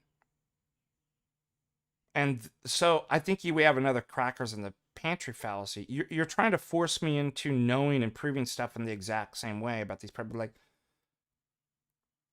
those are the things that must be assumed in order to prove everything. Now we can take a meta-analysis of that at the paradigm level, but you don't go piecemeal and be like, well, how do you know premise 1? It'd be like, because we're back down into assuming that you know things in the exact same way. What do you think about that? And that was Van Til's point. Yeah, that's good. That's a really good another response to that. This is great, man. We got to do more of this where we run it through the YouTube, and we've got only 50 people in, and no super chats. We had a couple super chats. Yeah, this is great. And also I heard that that Jay's also going to be coming onto this Discord and doing open discussion, Q&A kind of stuff. Yeah. So by the way, he has a new name, Jay Dyad. What? Jay Dyad. Jay Dyad. He's the nice. Just a joke. I've got a couple of questions if you don't mind. Yeah. Okay, first one. When's the academy going to be built in Montana so we can all be your apprentices? Oh, that's a great idea. I've thought about with this university and the colleges. By the way, best sign up yet. I'm gonna keep the sign up with the deal open for a couple more days if you guys want to sign up. But we have the largest registration. The class is, I give a heck of a deal on it. I'm really excited about that. But I have different phases of kind of development. But the next phase of development would be something like practicums, where like if you signed up, like if this goes forward and we bring on the more professors, that will actually, some of these online seminaries, for example, whether it's Holy Trinity or St. Vladimir's, Antiochian House of Studies, you're signed up, you're doing online courses, but they have a week that you go out and you do in-person classes. And I thought that would actually be a really good idea with the academy, or whatever we're going to call it, St. Basil's Academy. That would be a next stage of development. So I have been thinking about that. Wi-Fi Gospel, $5. Thank you for your work, Father. Thank you. Okay, I did have a second, like, real question though. Yeah. Because I was thinking when you were talking about stories earlier, is the difference between this being like an account versus some like Marvel story is like the intention behind the story? Because I was just thinking about that, and I didn't really get a good answer from myself. Yeah, I mean, how do I put this? I think the problem is, and Chase brought this up, so story means, the Greek is mythos. Yeah. Now, it's only recently that we've kind of understood myth or mythos to be untrue. It's kind of taken a derogatory, but that's not like, it's like there's true myth. True, like, there's everything's stories because they're descriptions, right? They're a narrative. They're attempt to, how do I put this? So, and there's a difference between kind of just rational arguments and stories. Rational arguments are piecemeal. They're kind of atomistic. Something that you notice about stories, they're an attempt to be an integrated whole. That's why sometimes we call it like a worldview or something like that. And even among things that we would say are fictional, some stories are better than others, right? Some are. So, like, oh, sorry. Yeah, go ahead.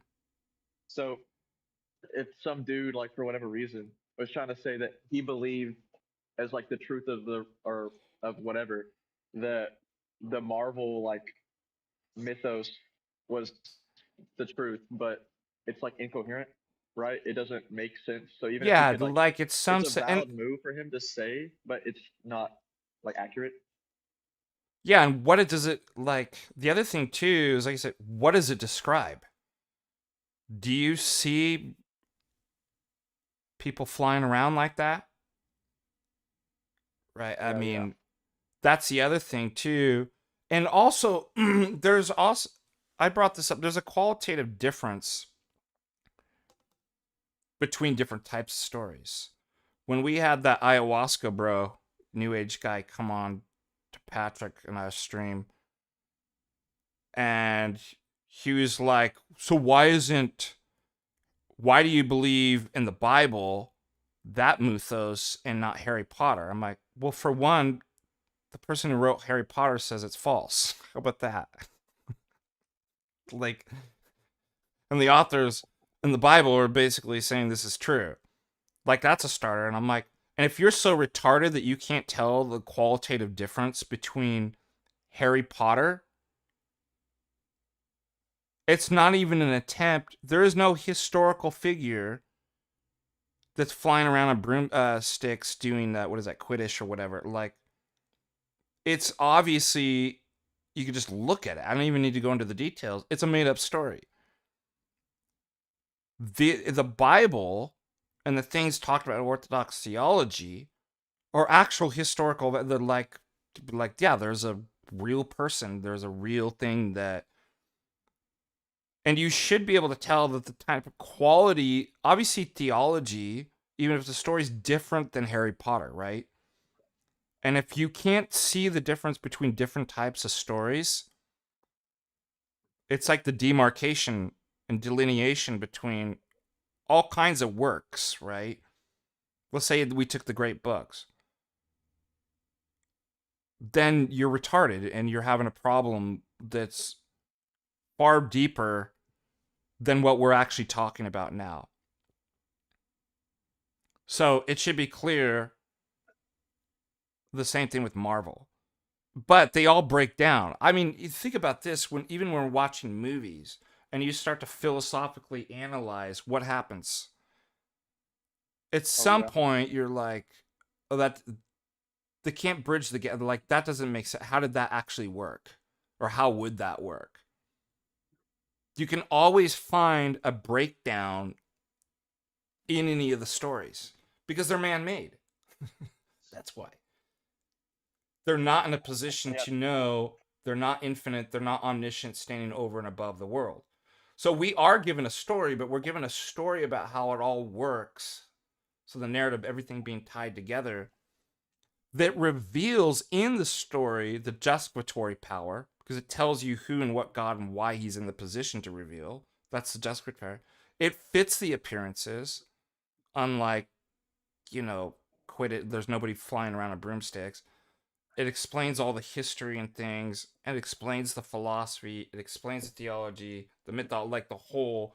And you really kind of see this even in St. Augustine's City of God, is this kind of explanation of how all these things kind of make sense in a whole. And it doesn't break down logically. There's no contradictions in, and it's like, that's why. And it's either that or nothing. That's the point. You don't want to accept it, but nothing else is going to work. It's all broken down. Yeah, thank you. I guess there's just some psychological baggage where even though it's like, yeah, it's true, there's still that like tiny thing where someone's telling you like, oh, it's just made up. There's some baggage, I guess. But it's not really anything. Well, that's the thing too, and that's what I'm writing this paper right now for the Florida conference. It's called from Athens, because the conference is called Athens and Jerusalem. My paper is From Athens to Apophaticism, Where to Find Knowledge. How knowledge, and I don't mean true justified belief, the definition of how it's defined in the West, maybe even the ontology, how it's approached, is fundamentally different than the East.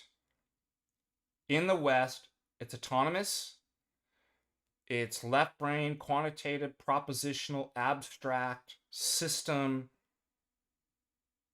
In the East, it's what? It's the experience. It's not abstract. It's immanent. It's incarnational. It's personal. It's like literally opposite categories. So the problem is when they're thinking about, when we're given these arguments and what is knowledge, they're thinking almost in an opposite category. And I was talking with my godson. I wrote this in as a line that I want to use in my paper, but I give him credit for. The Eastern and Western mindset is possibly, and maybe I'll take out possibly, it's possible the Eastern and Western mindset are incommensurate. I'm giving you what knowledge means and how to justify it in the Eastern, and you're asking me how to articulate that in a Western mindset. but they're opposite categories. They're incommensurate. Isn't that interesting? Knowledge. That's really good. Sorry. Yeah. Knowledge for us in the I was East. just say. Yeah, sorry, I keep interrupting. Go ahead. I'll stop. I was just gonna say, Dr. Zachary Porcu was talking about that in one of his lectures recently. Yeah. That was all. He's a friend of mine. If you don't know, we actually taught, it was a while back. It might have been like 2018 or 17. We were in Michigan at the Episcopate, the Romanian Episcopate, for the high school camp, and we were both teachers there. I didn't remember in 2016 or 17. But what's crazy, what I was actually teaching was tag to the kids. They'd never heard it before. I was like, I'm coming in to teach tag. And he was actually there too. So anyways, we've had a kind of a long history. Forgive me, I've been bad about staying in contact with, but occasionally I chime in on his videos and say hi. But yeah, I'm thinking more about that. All of these questions and the things that you claim to do, they all presuppose an understanding of what knowledge is, how we get it. And if it's fundamentally different and incommensurate with the West, why are you asking me to put my explanation of how the Eastern Orthodox understand knowledge in terms of the category that's the negation of that?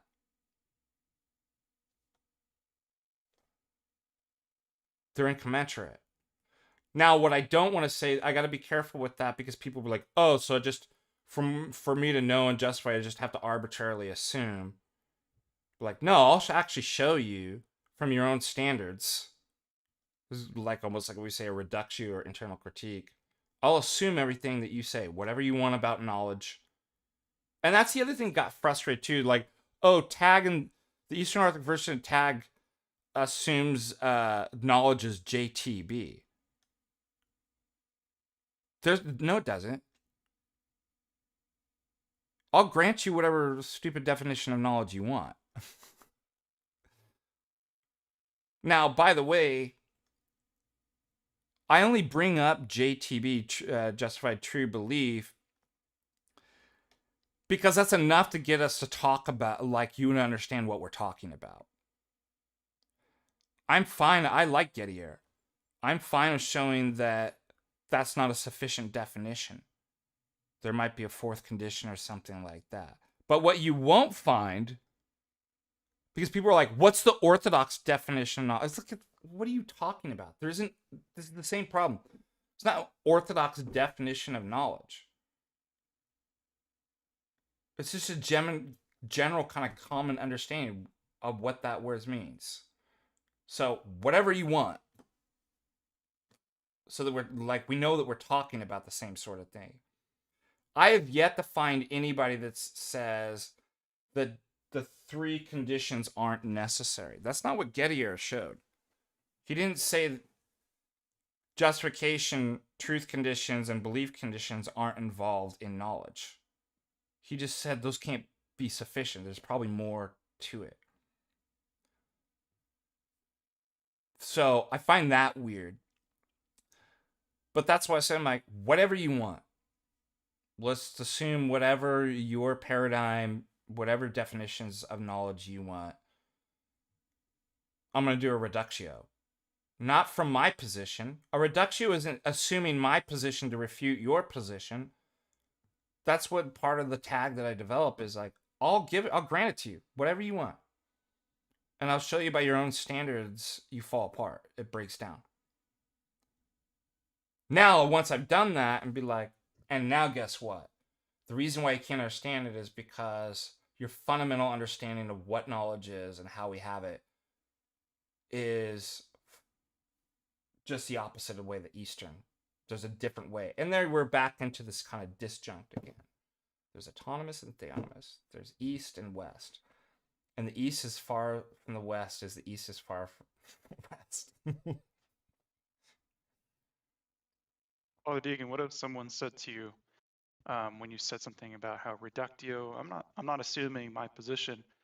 What if a dialetheist is like, well, actually, you are. You're assuming that that logic and truth has force. It has normative force, such that I should abandon a contradictory worldview. So you are smuggling in an assumption. Okay, well So then like just grant I've it heard to this them. before, Like, where they're like, then just grant to me. Like, if you want to go that way, then I win the argument, right? Because now you just you basically just doubted that the normative like binding. So that's not what you just said right then is not binding on. Do you see what I mean? But like, yeah, we do assume certain stuff, right? But the thing is, if you don't, that's why I said in one of my papers, there's nobody that's assumptionless. And that's what these goblins are actually trying to do. Oh, I don't do that. Are you sure? Did you just assume that you didn't do that? Right? So they're actually they're projecting. They're accusing you the thing they do. Like, you don't get out. You're not assumption. Remember, atheists always do it. Mine's not a position. If the burden of proof's on you, they're doing the same thing, but like, so you don't have you're positionless about everything. Like, there's no assumptions that went into you even making a statement that you're like you don't have an assumption or a position on this. That's crazy. So you go that way, but you don't have any meaningful talk or anything that's binding on me then. If you don't commit to one of those assumptions, not only is there not any objection to my argument, it's not even meaningful. That's the way you got to go. They really think they get out of this by playing the skeptic. I'm like, you can't get out of it. As soon as you open your mouth, you're already bringing in, and you just deny, oh, I'm not doing that. You're doing that. I mean, that's really what they're doing. And that's why I'm saying, I think there's something like, I think it's more a personality problem. It's like if debate in our conversation is playing chess, they're playing chess with you as they're saying, I'm not playing chess. I'm not playing chess. And you're like, yes, you are. You're making moves right now. So they can't get out of using these, of having words having meaning, of predicating something or affirming or denying something. They can't get out of logic, but then they say, well, I don't have to accept that. I don't have to commit. And then, so it's like they're really, they're being dishonest. How are they even able to engage in a debate or even a dialogue when they don't affirm? I think these people should be locked up, actually. Like, I really do think they're dangerous. Like, I think it's kind of psychopathic, and like, they're definitely narcissists. The people who engage and act this way, it's what, like, I'm not really interested in talking with sociopaths and like, oh, come play this game. Like, to them, it's just a game where they're trying to manipulate. Like, who does that? That's what I'm saying. I think it's more of a personality disorder than anything. So in their mind, the win condition is manipulating you.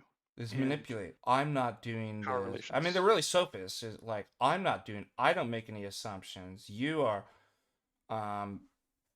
while they slip it in and they're making assumptions, but they're not generally, I mean, it should be evident after talking to them for a while.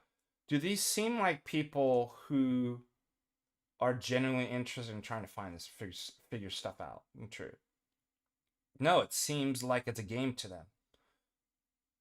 And if it's just a game, and you know how you basically show this? You say, oh, good, then you forfeit. Like when we say, you forfeited all debate then, and conversation, I win. If you say the word I win, they'll lose their mind. Why? Because that's exactly what they thought it was. who wins. It's a Yeah. game. It's like a trigger word. Yeah, it's a trigger word, but like I would look, oh, so how's that true? And like, because you just forfeited debate. There's no, you're not committing and assuming normativity, the things are binding, there's truths, then you forfeited the debate and I won. There's no critique of my position. And they'll lose it. And then that shows who they are. It's like, there they are. They're a narcissist, Machiavellian kind of sociopath. Yeah, like that dark triad trait paper talks about the Yeah, exactly. what is it? It's Machiavellianism, psychopathy. Oh, let me answer a question. I misspoke. Somebody asked in the chat. Vigo asked, is JTB a definition specific to justificationism? I hear some people use that label to reject it. JTB is just too general. Typically, people that will reject the justifications needed are really just changing the meaning of what justification is.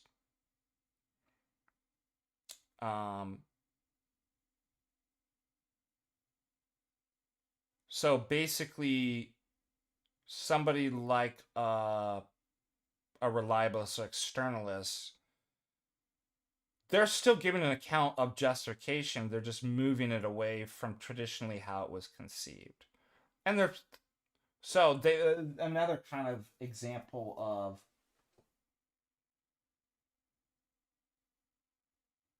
of sleight of hands and playing with words, right? Well, I just deny that I have to provide a justification.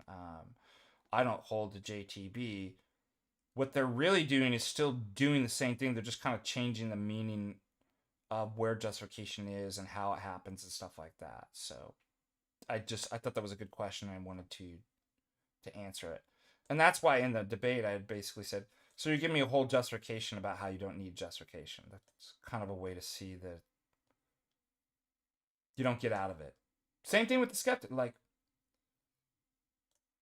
are you talking about the Amdir debate? Yeah, I just don't like to repeat their names. Oh yeah, yeah. That's the thing, is when somebody retreats into just externalism.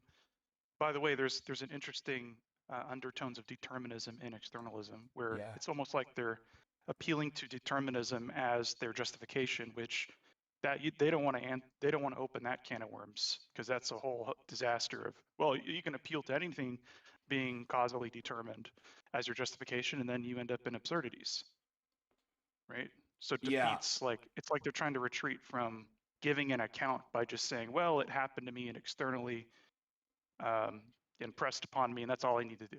That's all I need to respond. What was another argument that I thought, like, objection to? Oh, I remember. This is a good. I wish I would have put this in the paper, but I came up with it later. Reliabilism is defined in terms of externalism is, because you ask what's a reliable cause that you don't have to be aware of, because it denies an awareness principle.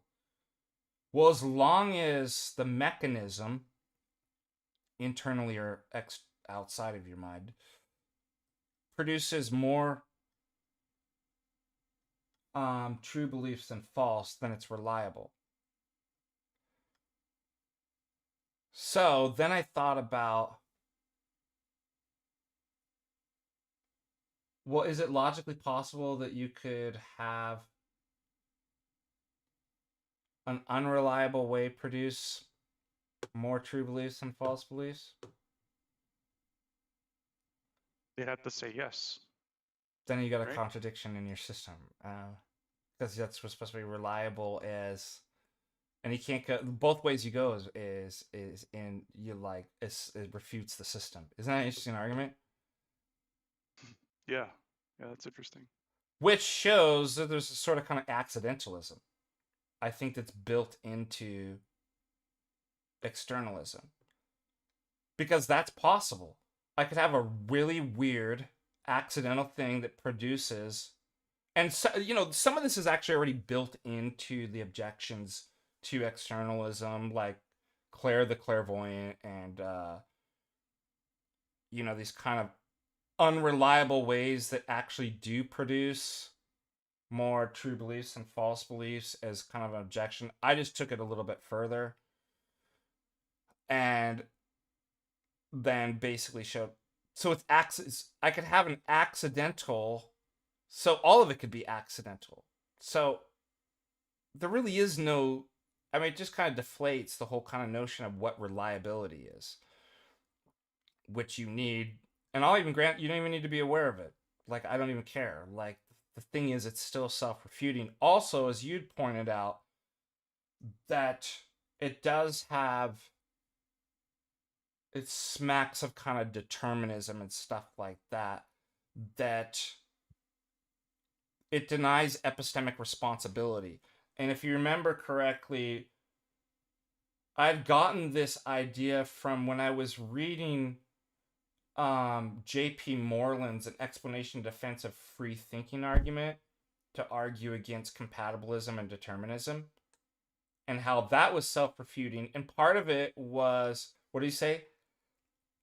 This lack of epistemic responsibility is problematic for the naturalist.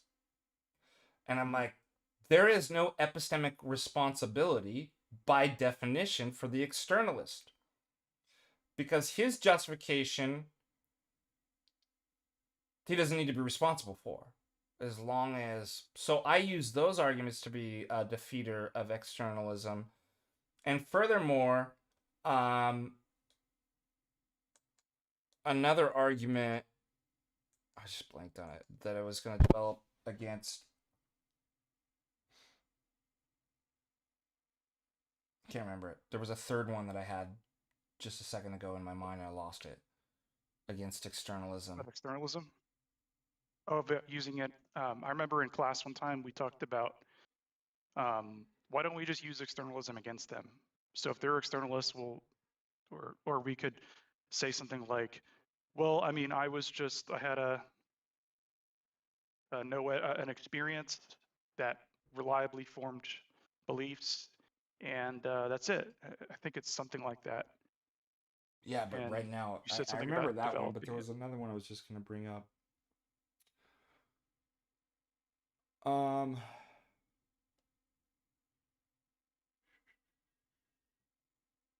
So the epistemic responsibility, the unreliable method actually producing what they would constitute as the reliabilism. So there you have a contradiction. And number 3, oh, I remember. Thank you, God.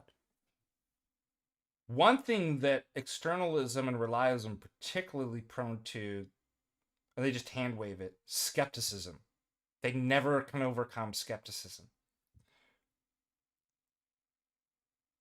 I think in part because the way it's actually defined, that the denial of an awareness principle. So, well, how do we know that the world's... They just hand wave it. Well, as long as that's the way the world... And you don't have to know because there's no word, like... So they never really provide any answers to overcome skepticism. That's the third problem with externalism. Because what if we, even though we form, it seems reliably formed beliefs, how do we know the legitimacy of our rational faculty, or how do we know the legitimacy of, what if the rational faculty is an accident, and how do we know that that's really? Yeah, and that's what ultimately wanted to bring it down to, but like accidentalism. Those guys still don't they get caught down in the weeds of these contemporary philosophical arguments and objections and be like, let's just roll it back. You still have to explain all of this, and this be possible through accidentalism, which on everybody's understanding of knowledge excludes. There's no accidental knowledge. But your position is accidentalism. at least the possibility of it. So that's self-defeating. Yeah.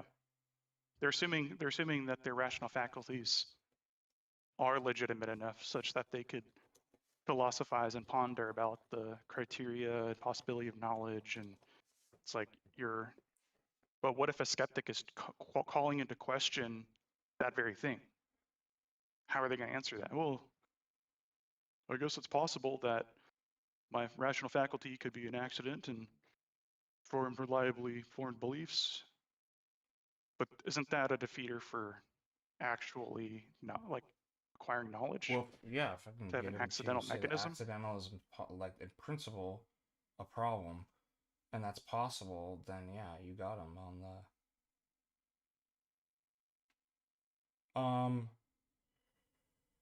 All right, I'm gonna end with one last question because it's noon here, and in 3.5 hours I'm gonna go on to Cleave to Antiquity to do AMA questions and stuff like that. Hello, Father. I have a question, if you don't mind. Yeah.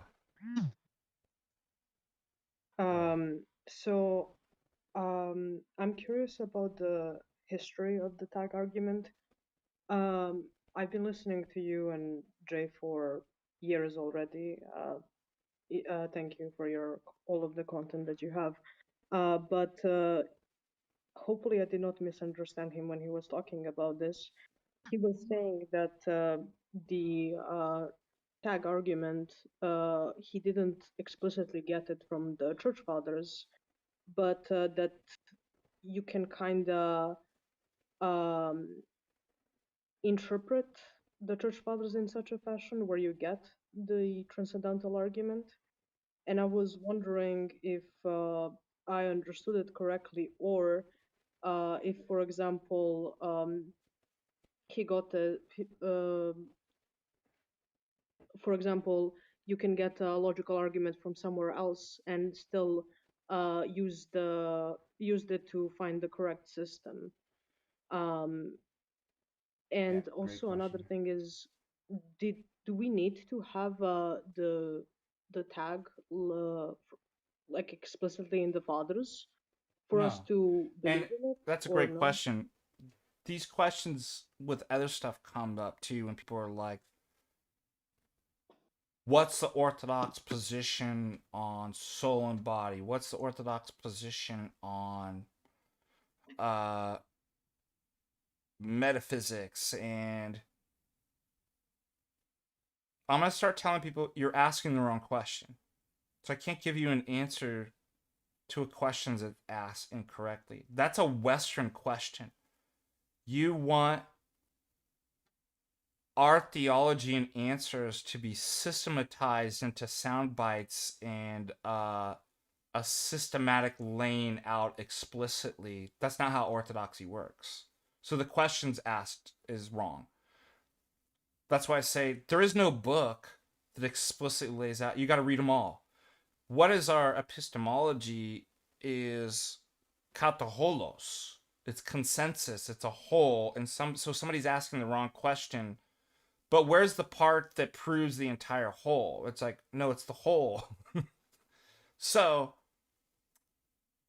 in the West, these types of arguments that were labeled transcendental arguments for the existence of God are a systematized, explicit presentation. And that's how we represented it. Then what happened is when we converted to orthodoxy, whatever they were talking about in that systemized in the name of tag, it became readily apparent. I'm like, that's in orthodoxy. I mean, read St. Justin Popovich on Isaac the Syrian's Theory of Knowledge, and I'm like, I can't think of a more articulated, better argument for tag than, I'm like, it's right there. But it's not really presented the same. It's not named as tag or something like that. And I think that's what we're basically talking about. People in the West did formulate and start thinking about something partially correct, of which we call kind of transcendental deductions and transcendental arguments to the existence of God, and they named it that. But orthodoxy doesn't work that way. Like, it's everywhere, but it's not explicitly stated, because that's not how orthodoxy. It's not piecemeal. It's not systematic. It's holos. It's a whole. Does that make sense? Yes, thank you. That makes a lot more sense. But Thank once so you much. get the argument, once you move beyond the failures of the Western thinkers to articulate, you see what they're trying to get at, but it's failed. Once you get what the argument is, you can't it's everywhere. You can't unsee it. And all the church father, it's just like, and that's why it's like, because it's not really an argument. It's an orientation and a different way about thinking about knowledge in the world and God.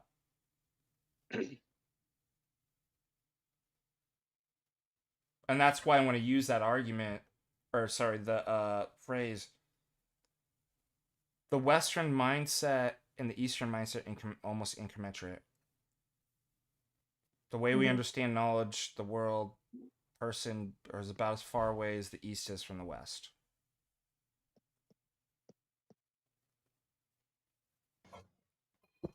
So if you keep asking me to put it back into the thing that's the problem, yeah, but explain it in terms of autonomous epistemology and what, I'd be like, I just told you that's actually the problem.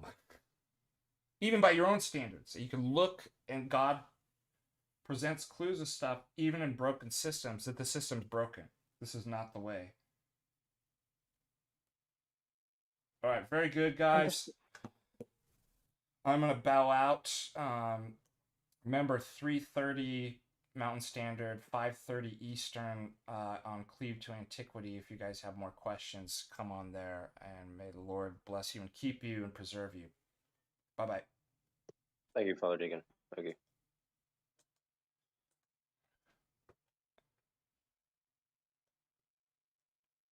All right.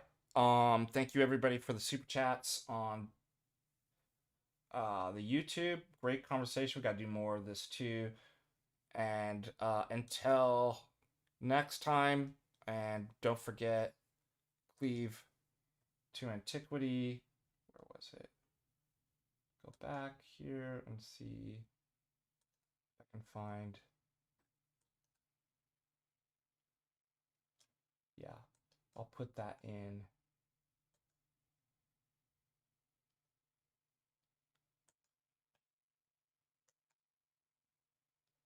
Jim Bob does one every single day, doesn't he? That's crazy. Yeah, go ahead. All right, blessings, guys. God bless. Take care. Bye-bye.